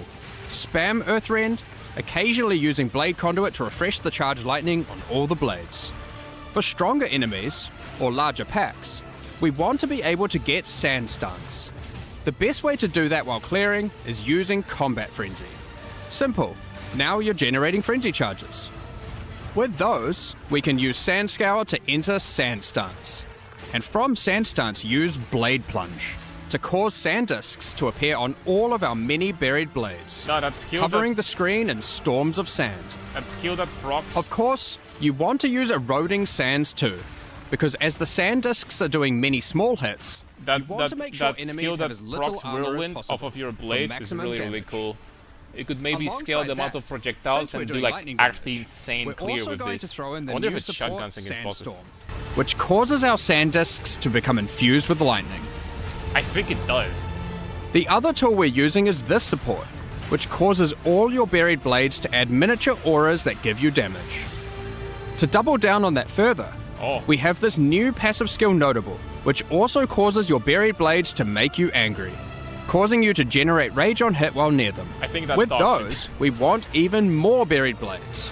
So, let's take it to the extreme. I think that's dog And shit. for that, we have this skill, Rain of Steel, which allows you to call down a whole ruckus of I swords, think that's completely wasted covering the passive. entire battlefield in buried blades. It's pretty obvious what to do next. Just use the existing combos, and the entire screen becomes surging with lightning as sand disks run wild. There's more coming even still. Alongside the Duelist, we've made a whole bunch of new epic swords. I mean, just look at them all. This build in particular uses this sword, which causes all your buried blades to be enhanced by Karui magic and become ancestrally boosted. Then, take these new passive skill notables, specifically for boosted attacks, to improve your efficiency even further. There's a few new ways to boost attacks with the Duelist, and we're excited for you to discover and integrate them into your builds. With all that combined, look at this actual mayhem. Come on, show this army. Now, we tried to not use unique items on this build, That's what I'm as we talking wanted to show its potential with just standard gear and skills. But this next one is a different story. So, let's move on to our second build. Here we have the Scourge Yeah, Walker. these swords look For so this cool. build, we wanted to do Cyclone with a twist. For that, we're going to use some uniques, starting with a new sword being introduced alongside the Duelist, Oro's Sacrifice. This sword grants a ton of fire damage, at the expense of your physical damage, and grants a new skill called Infernal Step. Infernal Step itself is pretty fun, and pretty epic. Use it as you flicker around, burning enemies as you strike them. Be wary though, there are both upsides and downsides to using this skill consecutively. Holy smokes. Each use gains you a stack of Sacrificial Flame. While this isn't inherently a downside, using Infernal Step while you have Sacrificial Flame causes you to take fire damage, and the more you have, the more you take. So you want to make sure you mitigate as much fire damage Bro, taken I as already possible. have a build. You do order to do Kitava this, to get we're 90 using Olores, even more uniques. you mitigate the damage Like completely, these, which have received and then some you changes. do the Molten Ancestral Tenet Cry and Zoph's Blood. to convert all of your damage to Then fire, we've just and gone every used strike good skill is armor gear in ancestrally our core boosted. armor slots Boom, you have to insane stack up as damage, much defense as insane clear, insane tankiness, So, insane what about everything. damage? We're doing a few things here that are pretty out there. Given we're Let's using go, boys. Oro's That's my Sacrifice, we're dealing purely fire damage. However, we still need to be able to bleed for some huge DPS you'll see soon. To do that, we're using this unique ring, Blistering Bond. This allows our fire damage to scale bleeding, instead of physical damage. Our last unique is Barrack's Respite. As said originally, we want a Cyclone, which is a wind skill, and can benefit from elemental ground surfaces. Now, our Cyclone is a fiery vortex. One last thing to note before showcasing our Scourge Walker in action is that Oro's Sacrifice also grants you frenzy charges while at maximum sacrificial flame. This could be useful. This will allow us to fold Bloodied Blade into our rotation between Cyclone sessions to get Blood Enhanced Cyclone. This could be useful. Alright, now you can see our basic rotation. First, we use Infernal Step a few times. Then, once we have a frenzy charge, we use Bloodied Blade. This is gonna puts us clear in so blood stuns. freaking well with And then Ancestral it's simple. Ancestral Pull. Cyclone away. Supported. As you can see, we have the perfect harmony of demonic powers. Blood and fire fill the screen. Honestly though, we need to add some horror and flesh to the build to really embrace the fantasy. For that, let's use this new support gem, which we will put on our Cyclone. Given we're already bleeding, this can cause enemies to shed chunks of flesh when hit, which explode after a short delay. Check out this ruckus. Freaking garbage, man. Oh, That's and while we're so at it, trash. let's add even more fire by using the Fan the Flame support. At this point, you can already see how much this is getting out of control. I love it. You may notice we have an excess of frenzy charges. So, you want to throw on Echoing Strikes, which consumes all your frenzy charges to cause our next cyclone to create a bunch of cyclones. Feel free to add Infernal Cry to the mix, cause why not? Good dad Okay, joke. well it's already pretty damn strong, but we can push it further. I'm stealing What this about one. single target? For that, we're going to make use of our second weapon set, and use a one-hand sword and Targe, which grants parry. However, instead of using a regular Targe, we're going to use this Runeforged Targe, which grants us a special version of parry that maintains its stances when used. So if you are in blood stance and use it, you will remain in blood stance afterwards. This includes while using the dashing parry that Jonathan mentioned earlier. We are going to want our parry debuff duration to be as long as possible, so we can spend more time spinning. To get that, we're using another new sword base type. This one adds base duration to parry. We've also then invested into as much parry duration in this weapon set as possible on new passives on the tree. Now, we can make this even better by using a new support that allows our parry to apply armor break. And to get it to benefit from our passive fire tree damage, from over we will there didn't anoint change the much. Molten One's gift on our amulet. Now, our armor break causes enemies to take extra fire damage. So now, we just get into blood stance Yo. using Bloody Blade. Yo, use Zov's. parry, Did you see which Zov's dashes freaking in, blood? keeping us in blood stance. It looked Then different. Cyclone our way to glory. Don't forget to also use Echoing Strikes once you get enough frenzy charges. I mean, just look at this damage. Big damage. You may have noticed we didn't show any Ascendancy classes. That's right. These builds weren't even Ascended, so their build potential goes so much higher. Oh my lord. And the Ascendancies are pretty epic. Here's some art to tease them. But to oh find out my more about lord. that, you'll have to check them out when we show them at ExileCon later this year. Paladin? We hope you enjoyed our Duelist demonstration. We're really excited to have you get your hands on it and start slicing and dicing throughout Rayclass. I can't freaking type, man. Now, Path of Exile 2's full Why? 1.0 launch is later this year on December 11th. But if you just can't wait till then, next week we are doing our 055 update, and it includes a bunch of changes as well as a new event. Given that, it's finally time to talk about Forbidden Rites, a new event based on the Ritual League that will be starting with our 055 patch next week. But that's not all.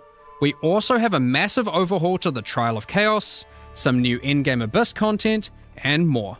So, let's dive straight into it. The King in the Mists and his cultists, left unchecked, have spread their influence. By his will, the Nameless have been performing gruesome rituals throughout They Rayclass. didn't mention anything All about the way from the forests of Ogum passive to tree, the though. deserts of the Marraketh and even Utsal and the Karui Islands, afflicting everything around them with which a would be foreboding darkness. extremely dog shit. As you can see, they've been quite successful in their efforts, and if not stopped soon, who knows what will become of Rayclass. During the Forbidden Rites event, your goal is to put an end to their nefarious plans. In each area of the campaign, you'll find a ritual encounter. For those unfamiliar, these are effigies that are guarded by the Nameless and their servants. By defeating them within the ritual site, you can then activate the effigy and fight them again as they are revived by dark magic, all whilst various plagues will try to kill you. Defeating the revived monsters causes their blood to go to the effigy to be used as tribute. After the encounter, use the tribute you earned to acquire rewards. These rituals, unlike their in-game counterparts, will not exclusively reward unique items, and instead will give you a bunch of items useful for leveling, like currency for crafting your gear alongside a bunch of equipment. Ultimately, in every area, you get to kill some monsters and then go on a small shopping spree. However, we know people liked having unique item rewards from Ritual, and we wanted that to still be present in the campaign, but we just couldn't give one out in every single area. Throughout each act, 2 times, and once in each interlude part, you'll see these clusters of more epic ritual effigies on the world map. When you reach these areas, you'll notice that unlike normal, the effigies aren't just in a random location in the area, but they're on top of the area's boss fight. By completing these boss rituals, the boss will then be carried forward and added to the next ritual in the cluster in the next area, where you'll face it as part of an increasingly dangerous series of boss waves. For example, the first cluster you'll encounter is shown here, Not gonna lie, that's gonna make containing campaign large little, effigies like in way more Clearfell, interesting. I wonder how this is gonna the translate into Growlwood, endgame though. and the Grim Tangle. If you complete the ritual in Clearfell, the Hag boss will appear during the ritual in the Mudburrow, alongside the Devourer. Once you've completed that area, the ritual in the Growlwood will include Brambleghast, alongside the Hag and the Devourer.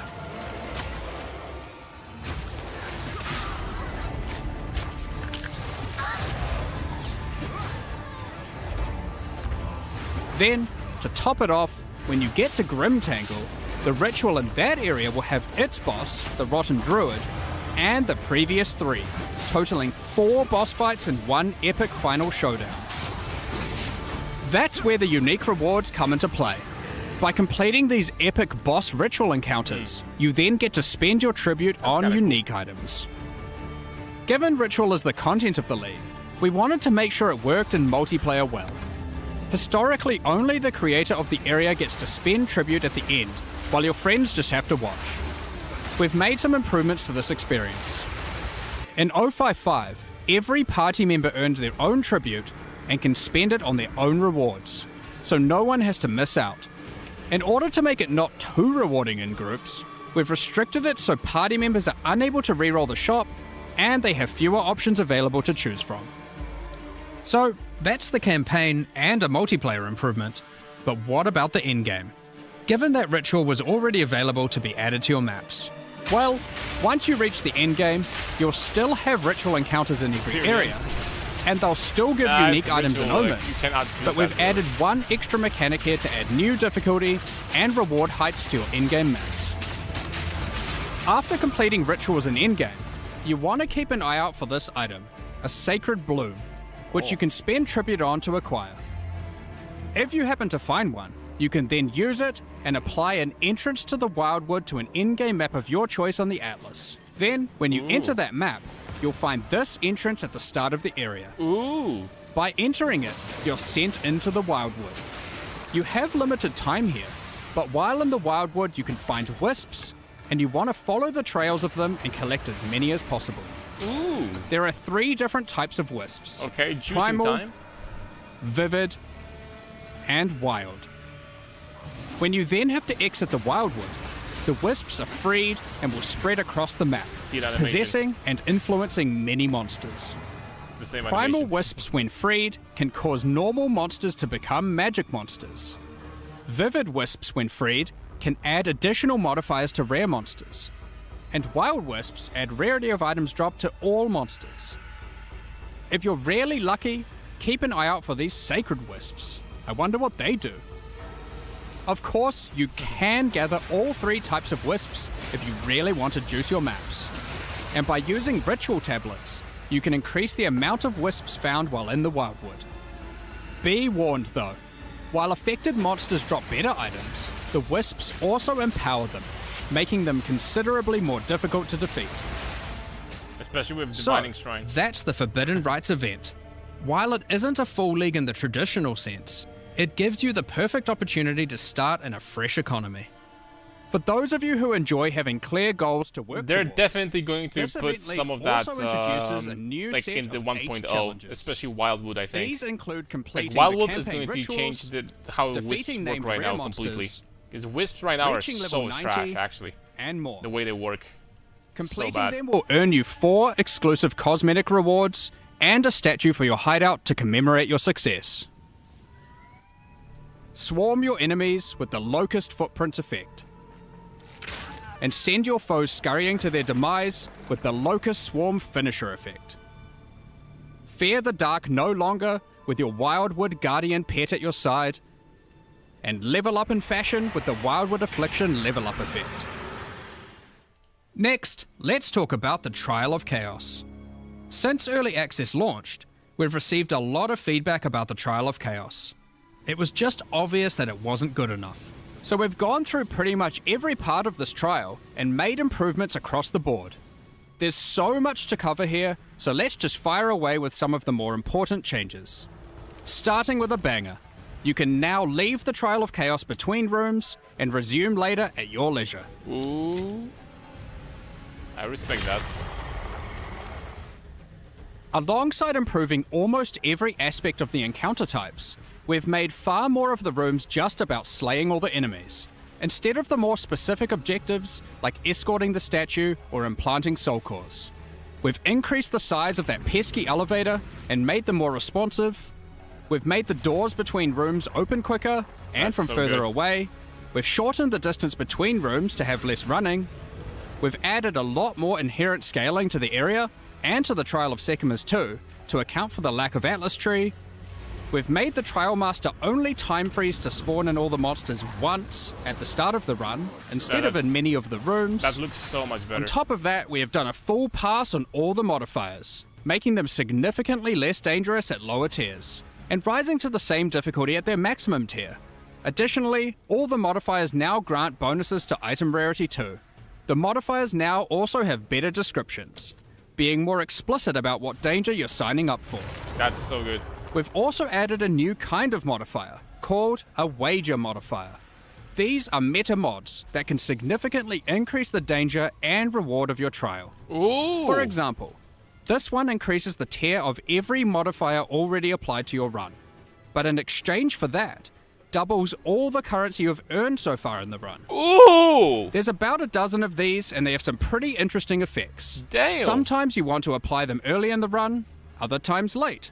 They add a very cool dynamic element to the mod selection between rooms.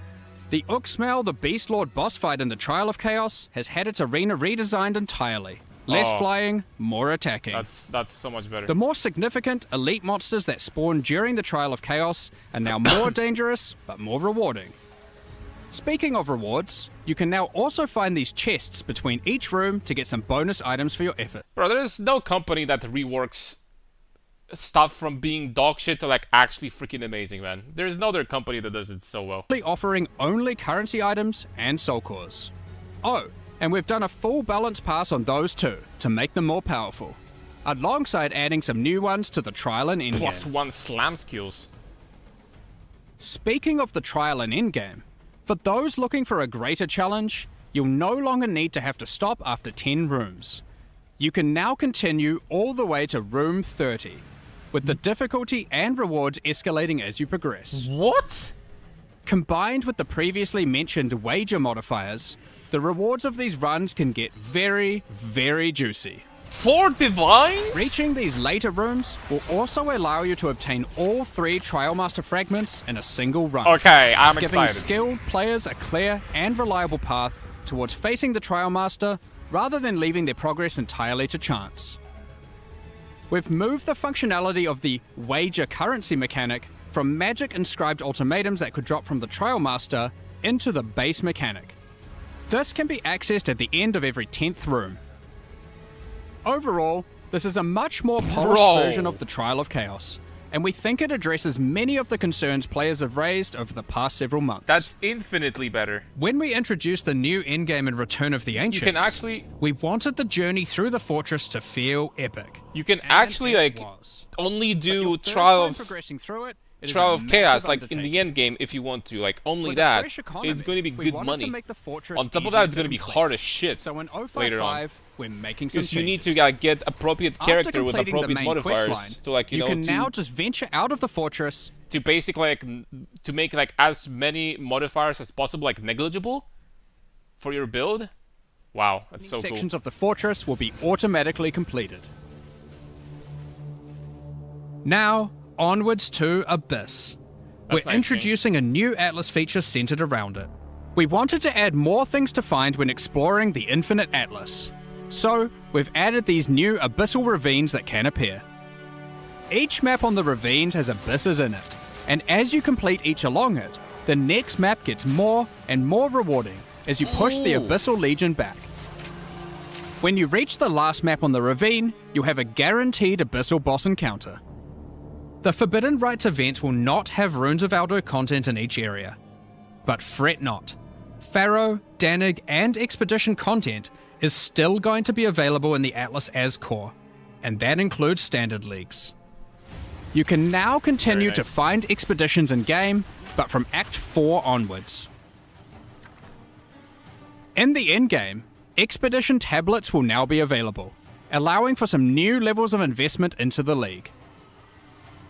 Such as having 2 full expeditions in just one area, alongside up to 2 standalone remnant encounters. Nice map size, by the way. With tablet mods, you can now even get many sentries per expedition, resembling an almost sentry minion build as you run around and apply runic modifiers to monsters across the maps. The existing Runes of Aldo League will continue to run, so if you want to keep playing there, finishing your endgame and completing challenges, feel free to do so. So that's all our new content summarized for this Event League and 055 update. In case you didn't see it alongside Path of Exile 1's release for Curse of the Allflame, Wait, what? here's a reminder to check out our supporter packs and mystery box that release with it, which are now fully available for use in Path of Exile 2 as well. These include the Plague and Remedis supporter packs, and the Curse of the Allflame mystery box, with some epic items including armor sets, weapon skins, weapon effects, map devices, They look really cool.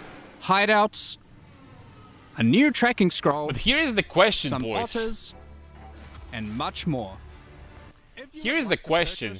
What about balance changes? It's available now through You're not gonna tell me that, Path of like, Exile the 2 maces and everything is gonna For stay more the same as they are right now, information, right? head to pathofexile2.com You're not gonna tell me that with straight face. /mystery box for Right, all the guys? details.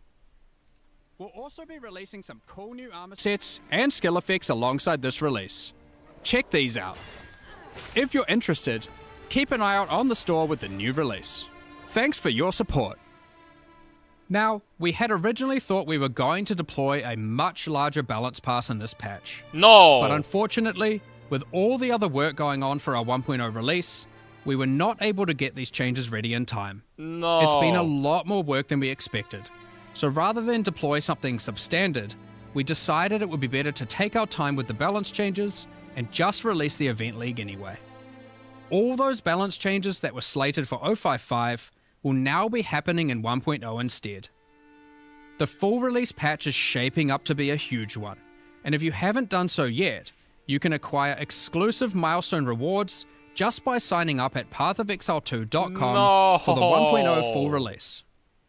Also, we hope you join us for ExileCon on November 7th New Zealand time to see what else we've been cooking up. But in the meantime, we hope you enjoy the Forbidden Rites event, which starts at the end of next week. See you in Rayclast. We're just about to start the Q&A with Ziggy D, so get your questions ready. No, man.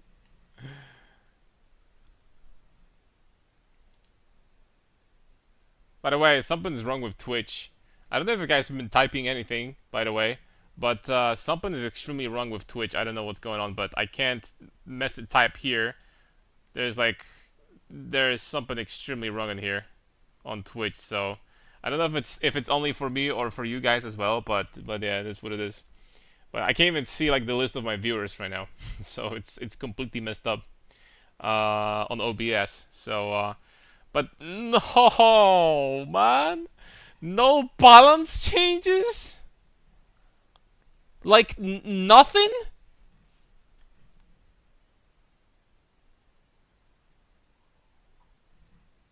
Jonathan over at Gamescom, and we've got Mark in New Zealand. So we're all over the place this time, coming at you remotely for some Q&A to talk about.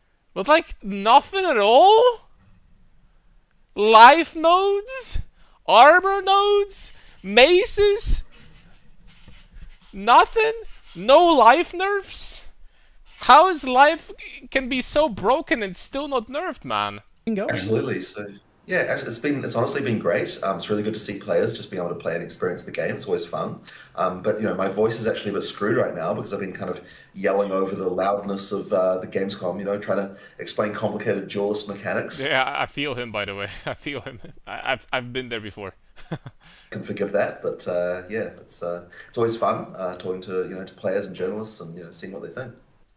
Yeah, have you been able to get some like good kind of in-person They feedback could say there, there's no since you're balance right changes, I there could with skip the people as video? they're playing Yeah, the for class sure, for the first time? absolutely. I mean, yeah, it's great. We've also got Kevin, who's been one of the designers Oh, doing man. working on the Duelist as well. He's been able to get direct feedback, talk to players as well. It's been really good. Awesome. And Mark, you're over in New Zealand where you were just working on the endgame builds that you showcased in that video there, which were pretty spicy. How are things going over there in the studio? Well, I'm at home right now, but it's been pretty hectic. Just putting it always is for these deadlines, just pulling everything together. But Oh, man. yeah, these in-game builds we just had to put together in the last. Like, I'll be honest with you guys. I am going to play, obviously, because just to first of all, to remind myself, the builds and to prepare before 1.0 and stuff like that. But I don't think I'm going to be playing this 0.55 for a very long time though. We're probably going to do 1 or 2 builds or 3 maybe, depending on how good it's going to be to to farm super juiced areas. Because I feel like this patch is going to be really, really interesting when it comes to how far you will be able to juice content with wisps. I think that Trial of Ultimatum is going to be freaking fantastic to farm, actually. They made such a, good bunch of changes. The only problem is that they could have at least, released, some of the most important changes, that we need in a game. Nothing at all, man! I'm not just kidding, of course. I'm not that freaking that depressed, but... seriously? You guys feeling the same, or is it just freaking me having a meltdown? What are we feeling? That I really enjoy, and this one really, honestly, I would say finally kind of delivers something that I would say is peak melee in an ARPG. I honestly really love it. But also just there's so many intricacies to the skill design in this class that's really interesting. I don't think we've ever sort of woven so many different ways to kind of do mechanics with all the different with all the different skills. Every skill is designing 3 or 4 skills, honestly, just due to all the different ways that you can use them. But at the same time, it's it's all quite diegetic, by which I mean you kind of there's metal in the ground, you electrify it, and now it's zapping things and things like it's all kind of obvious in some ways, but also kind of complicated too because there's just so many ways you can use everything. There's a ton of nuance to it, but even so, I had a chance to play it last time I was visiting, a couple months back, and there's some sort of intuitiveness to how the skills end up working together, where you can almost play without reading some of those descriptions, I think, which is good because there's a lot of descriptions you did have to write for those. Given it's actually kind of interesting in the studio because the people who are more, I guess, stat focused are actually the ones that feel the class is more complicated and the ones who just take it as they see it.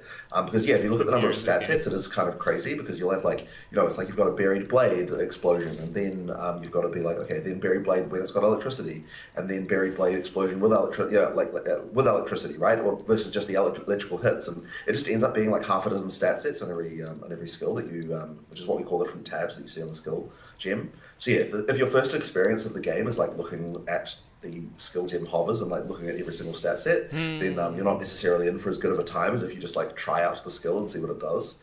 I guess that's sort of quite different than what a lot of our skills have been in the past. But I honestly really love it just because there's so many interesting ways to use the skills.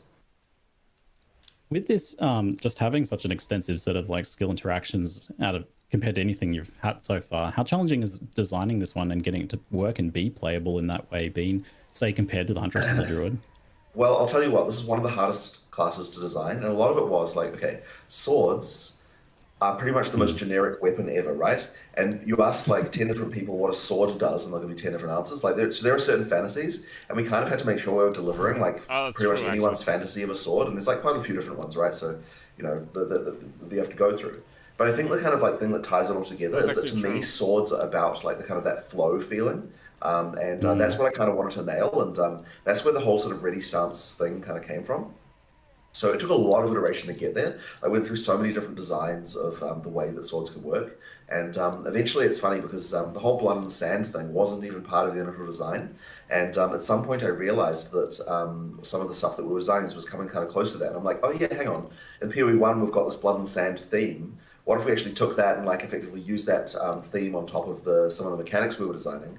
And then it all kind of really rapidly came together after that. Like we suddenly realized, like, yeah, this is sort of the feel, like the theme of like physical stuff that we can go with for the Duelist. And it ended up working really well. So I'm really happy with where that ended up. Yeah, the stance thing in particular, I remember when I was trying it, like, and you're talking about flow and how important that was. And I remember I was having an issue where I really wanted to get into ready stance and then move to the next monster to execute my next skill. Right. But that would break ready stance. But I noticed that that's something that you've solved in the new iterations. You've got this way that can even carry through now. Yeah, so since you played that, we added the idea that there are some skills that you can use without breaking ready stance, and in particular, the rending dash that you can use to sort of dash from one place to another. Having that be an option that you can do without breaking ready stance sort of allows for that repositioning that you can do, and it honestly speeds up quite a lot what you can do. I didn't use it that much in the demo that I was showing, but for actual like practical play, I highly recommend using it because if you're someone who likes to zoom around, then using that skill can really add quite a lot to what you're doing. I think people are probably a little bit confused in general about like the ready stance and the blood and sand as well. So how do those just effectively work ultimately? Yeah. So fundamentally what you've got here is that there are two different, at least two that we showed, ready stance skills. One of them kind of moves backwards as more defensive, and that's the sand one. If you stun a monster with that, then it's going to put you in sand stance. The other one is moving forward, more aggressive, and that one, if you hit a parried monster, it's going to put you in blood stance. So if you're into the sort of parry gameplay early on, then blood is the one for you. If you're more into, if you're not into that, then using the sand one is like more your style. Then you can go that way. But all of it is bypassable with frenzy charges as well. So one of the questions that we often get is like, what if I don't want to parry? What if I don't want to do the stun stuff? And frenzy charges effectively act as your bypass. So as Mark showed in one of those builds there, combat frenzy is like a good way to be able to kind of like, get those stances without that. But there's even other ways as well. So there's also support gems that allow you to get blood and sand without having to even do either of those skills as well, and like quite a few different options. Like there are actually a huge number of different options that got a couple really uniques as well. We've got at least one sand stance unique and one blood stance unique right now that weren't shown. And then there's also the thing of getting blood on the ground as a way to get blood on things like Cyclone. I actually didn't realize this was going to happen, but in one of my demos, I had one of those vampire monsters from Act 1, and it's like used one of those blood pools on the ground, and that actually triggered the blood. And I had no idea that we actually had done that even. Like I didn't realize that those blood pools technically were the same mechanic. So yeah, you can like get blood-coated Cyclone from just playing against one of those vampire monsters. Well, that sort of touches on one of my other questions then. So like some people, I think, especially people who maybe just played a little bit of parry when Huntress first came out, and obviously since then it's changed quite a bit. But about parry, some people are definitely worried about parry. Like they see that as like a negative for a class to be focused on that because of the bad experience they might have had with it or something. So how has parry changed or been improved here? And also how like mandatory is it for the duelist playstyle there? Well, certainly we didn't want it to be mandatory because that was one of those things we did with the Huntress where parry was really important for that class initially, and we wanted to make sure that it wasn't here. That being said, it is a duelist. I want parry to be a thing for it, so like we did want at least one of the archetypes to involve that. But at the same time, one of the big issues that we've had with parry, kind of two things really, like it just comes down to unreliability. So there's a new change that we've just implemented for parry, which was actually quite complicated to do. And it's a little bit complicated to explain as well, but effectively what we've done is we've made it so that when you're parrying, your character is effectively enlarged against skills that are parryable. So that means that you'd kind of have this problem before where you'd feel like you would try to parry something and it looked like the monster would kind of hit you, but it just didn't. And that was happening all the time, and like one of the frustrating things about parry. So what we've done is now that we've made this change, it means that monsters hit you much more reliably when you're parrying, and so it just makes the whole thing a lot better. But the other issue that we had as well is just boss fights. Like some boss fights just don't really have a lot of parryable attacks. And that's where the shield thing comes in. We can do the shield bash to allow you to parry a monster even when they're not attacking you. So that one's kind of like it also can be used during clearing as well. But I sort of saw that as fixing like the boss fight problem of like just some bosses just don't have abilities that easy parry. So it makes the whole thing a lot more reliable in any context right there. So both of those changes together really do improve the feel quite a lot compared to what we had before. And honestly, like I love to parry personally, but as I said, even with that said, we know it's not for everyone, so we wanted to make sure there's other options too. Yeah, that shield, the buckler shield bash parry was super satisfying when I was messing around with that. So it is one of those things that's so hard to explain to people though, because where do you even put the tutorial for that? Like it's just kind of like an extra thing on your native skill that you've got, like, just the shield that you've got right from the beginning. Normally people don't look at the videos for like the base skills like that. Like technically there are videos for it. If you go in the alt menu, you can get to it, but like nobody's really digging into there and looking for that, so it's kind of hard to find where to explain that. But I guess anyone who listens to this live stream will know about it, and hopefully that'll slowly make its way through the community. I was going to ask because I didn't even know about that until you told me about it later. What were you saying? A couple more parry things there for a bit later as well. We have a not that I'm trying to spoil everything.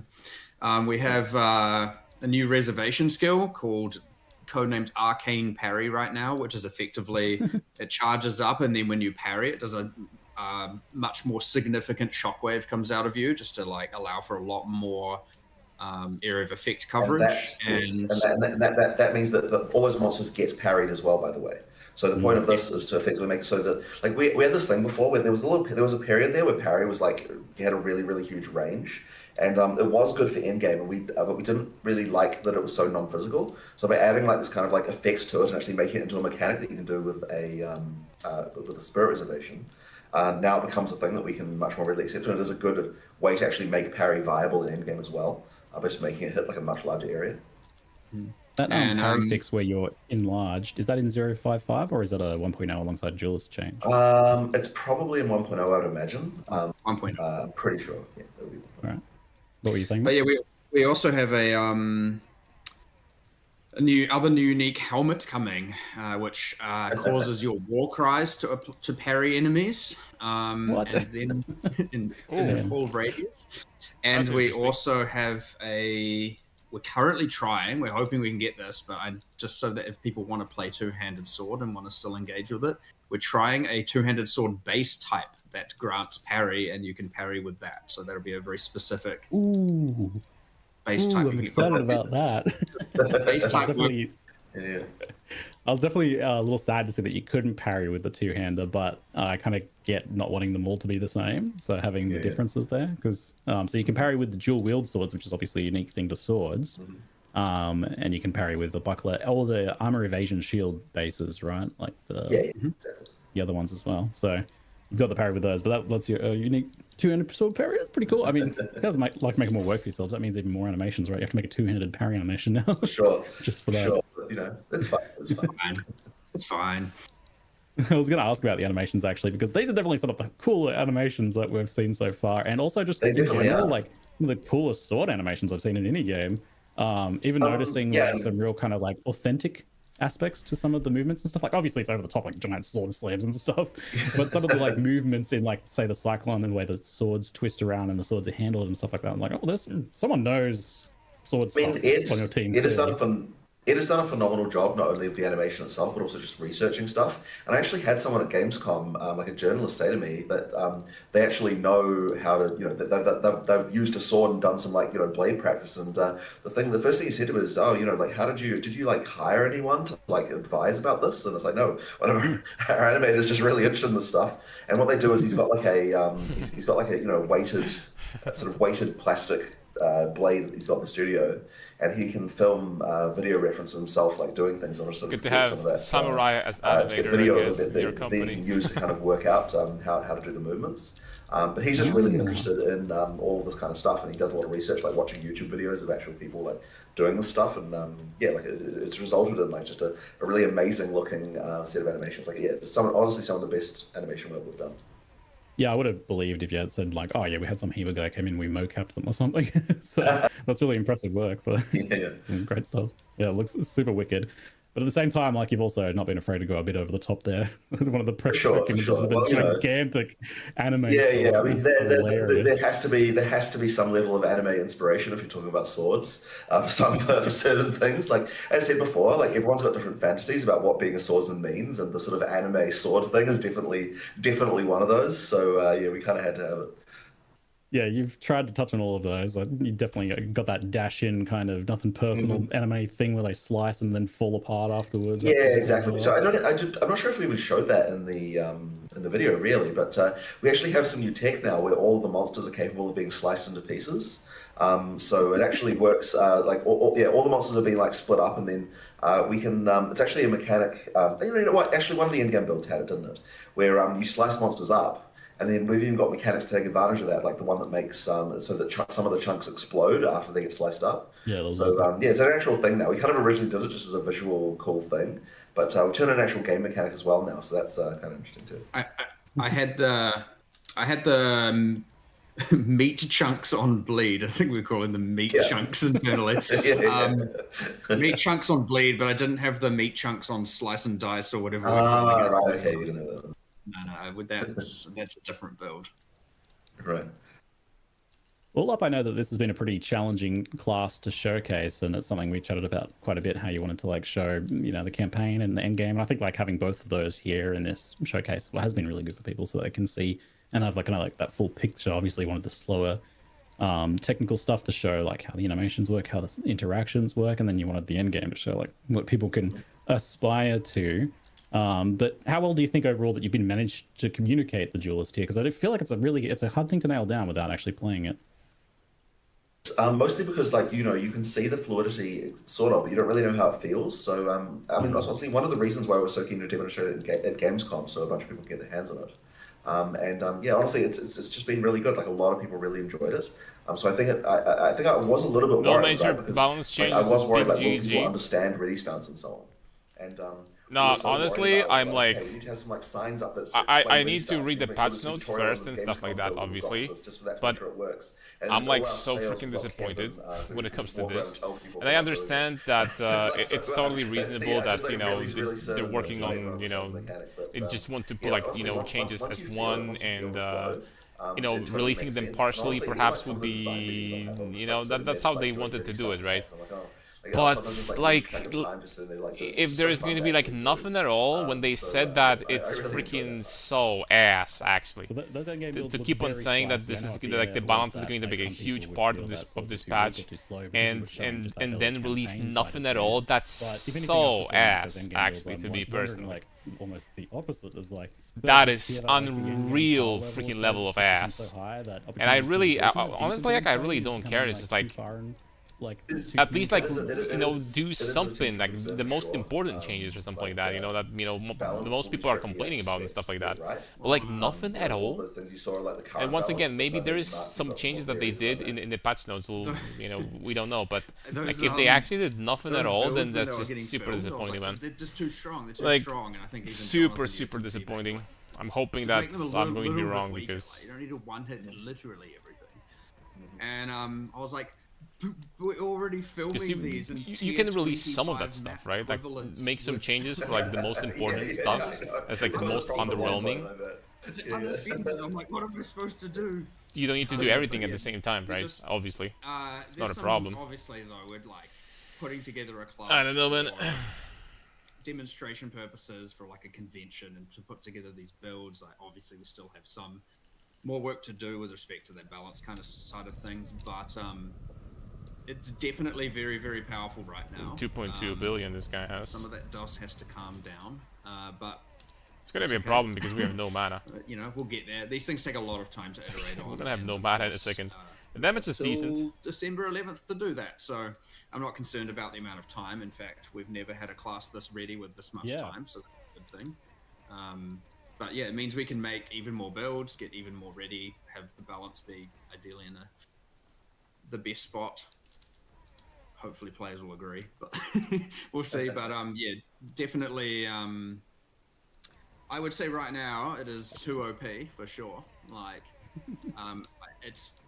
I mean, I've played through the campaign a whole bunch of times on it, and I'm just like, shouldn't be this powerful, like comparatively with everything else. Like I get that people at Gamescom might not have the same kind of, because like that's you're starting in Act 5, you're on a pre-made character. What is the gear even like? It's like not necessarily optimized and all of that. So, you know, people there are probably going to have a different experience. But you know, what you see is very strong. Also... Again, and that is filmed in.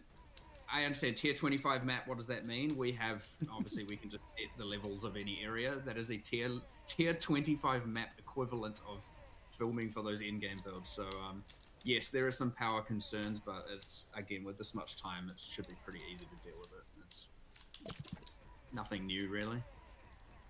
Yeah, I mean, so this is like way earlier than you've ever been able to showcase Glass. So getting that hands-on in the public, it gives you lots of time to make those tweaks and see all those points that people are like, oh, people keep missing this detail. as you're going around and being like, oh, you can do that. Yo, I think Twitch is cooked. Don't try to reload. It is. Potentially are. Mark, I noticed it is. I don't even think that there's like literally one person on Twitch chat that can I've send mentioned a messages. few cool base types. Most people can't. So yeah. Just to clarify, there was the two-handed sword with ready stance. It's annoying having the changes they promised delayed at the reveal. Right, and these are base types. So has happened a few times now. It is true. That's why I'm pissed off, because this time I thought that, you know, and truly honestly, we're gonna see I some... then propagate just... to every other weapon Okay, type, I'll be honest with you guys. So we've got, from the perspective of developer, I'm gonna mute him completely. From the perspective of developer, obviously the most important thing when releasing a game is like adding content, all that stuff that attracts new players, finishing what you started, you know, like when you start like doing a class, obviously like this is going to be your priority, all that stuff, blah blah blah, right? But here's the thing, if the game is in early access, I think it's like a gargantuan mistake, and you might disagree with me. It's a gargantuan mistake not constantly to shift to do balance changes, because it's early access. This is where people get to actually freaking test stuff, right? So that, you know, on the grand release of the game, someone is a big Mace fan, and they're gonna start playing Maces, and they're gonna have freaking, like, literally their time is gonna be ruined, because, you know, they're gonna look at what, I don't know, like spear skills do in comparison, or swords, and they're gonna be completely disappointed because it's freaking dog shit in comparison, right? This is what early access literally is for. This is what it is for, right? To make the balance changes like that, and, you know, and put the game in the correct state. And we didn't have, like, since 2024, at the end of 2024, when the early access was released, we had basically no balance changes at all. We have almost no changes at all, like literally. In the middle of the patches, no changes. At the start of the league, there's like one big changes in 0.2, and since then, like, the passive tree is almost like it's virtually the same. Like, I thought that this is going to be like redesigned, reshaped like five times at least, or something like that. You feel me? I don't know, man. Maybe I really don't know. I don't know, man. It's like, it just makes sense, because I'm going to assume that the passive tree, the first iteration of passive tree was like made basically years upon years ago, right? They made warrior the first class, and you can feel that a lot of warrior mechanics is freaking super outdated. Doesn't it make sense for after so many freaking years to like I don't know, man. Like, I don't get it. I legitimately don't get it. And I understand, sure, like 1.0, there's going to be balance changes, right? Huge balance changes, but for 1.0. But, like, you cannot just, like, keep on delaying that forever. I don't think you can, really. I think it's a huge mistake. But, you know what? Maybe it's just, like, I was really hoping for some balance changes, and at the end of the day, we got 0, and, you know, that's what's making me freaking sour and stuff like that. And, you know, honestly, you probably can't blame me, but but well, maybe we'll see. Maybe there are going to be some balance changes. We'll see about that, right? Like just like picking the things, like the commits, like do these guns go in, do those ones not go in? Like we're in the middle of doing like a massive bleed revamp in order to do the duelist, and yet we also want to try to somehow like what parts of that need to go in and what parts don't. And, you know, like it's just like such a crazy puzzle, and we are at the point where literally like our producer. No, boys, since I do want to watch the qualifier my friend Gormis is running, and since there's going to be most likely no patch notes to read, because, you know, they probably didn't do anything, I think I'm just going to call it here. And if there's going to be something interesting, we're going to read the patch notes tomorrow. And we're going to call it a day here. So thank you very much for watching. We'll see what's going to happen tomorrow, right? Tomorrow I'm going to do a stream. Also tomorrow we might do like a PoE 2 PoB stream. We're going to figure out what we're going to be playing in the next patch, right? But yeah, I guess I'm just going to call it a day. So thanks a lot for watching. See you tomorrow, guys. God bless, my friend. Have a good night. And yeah, we're going to figure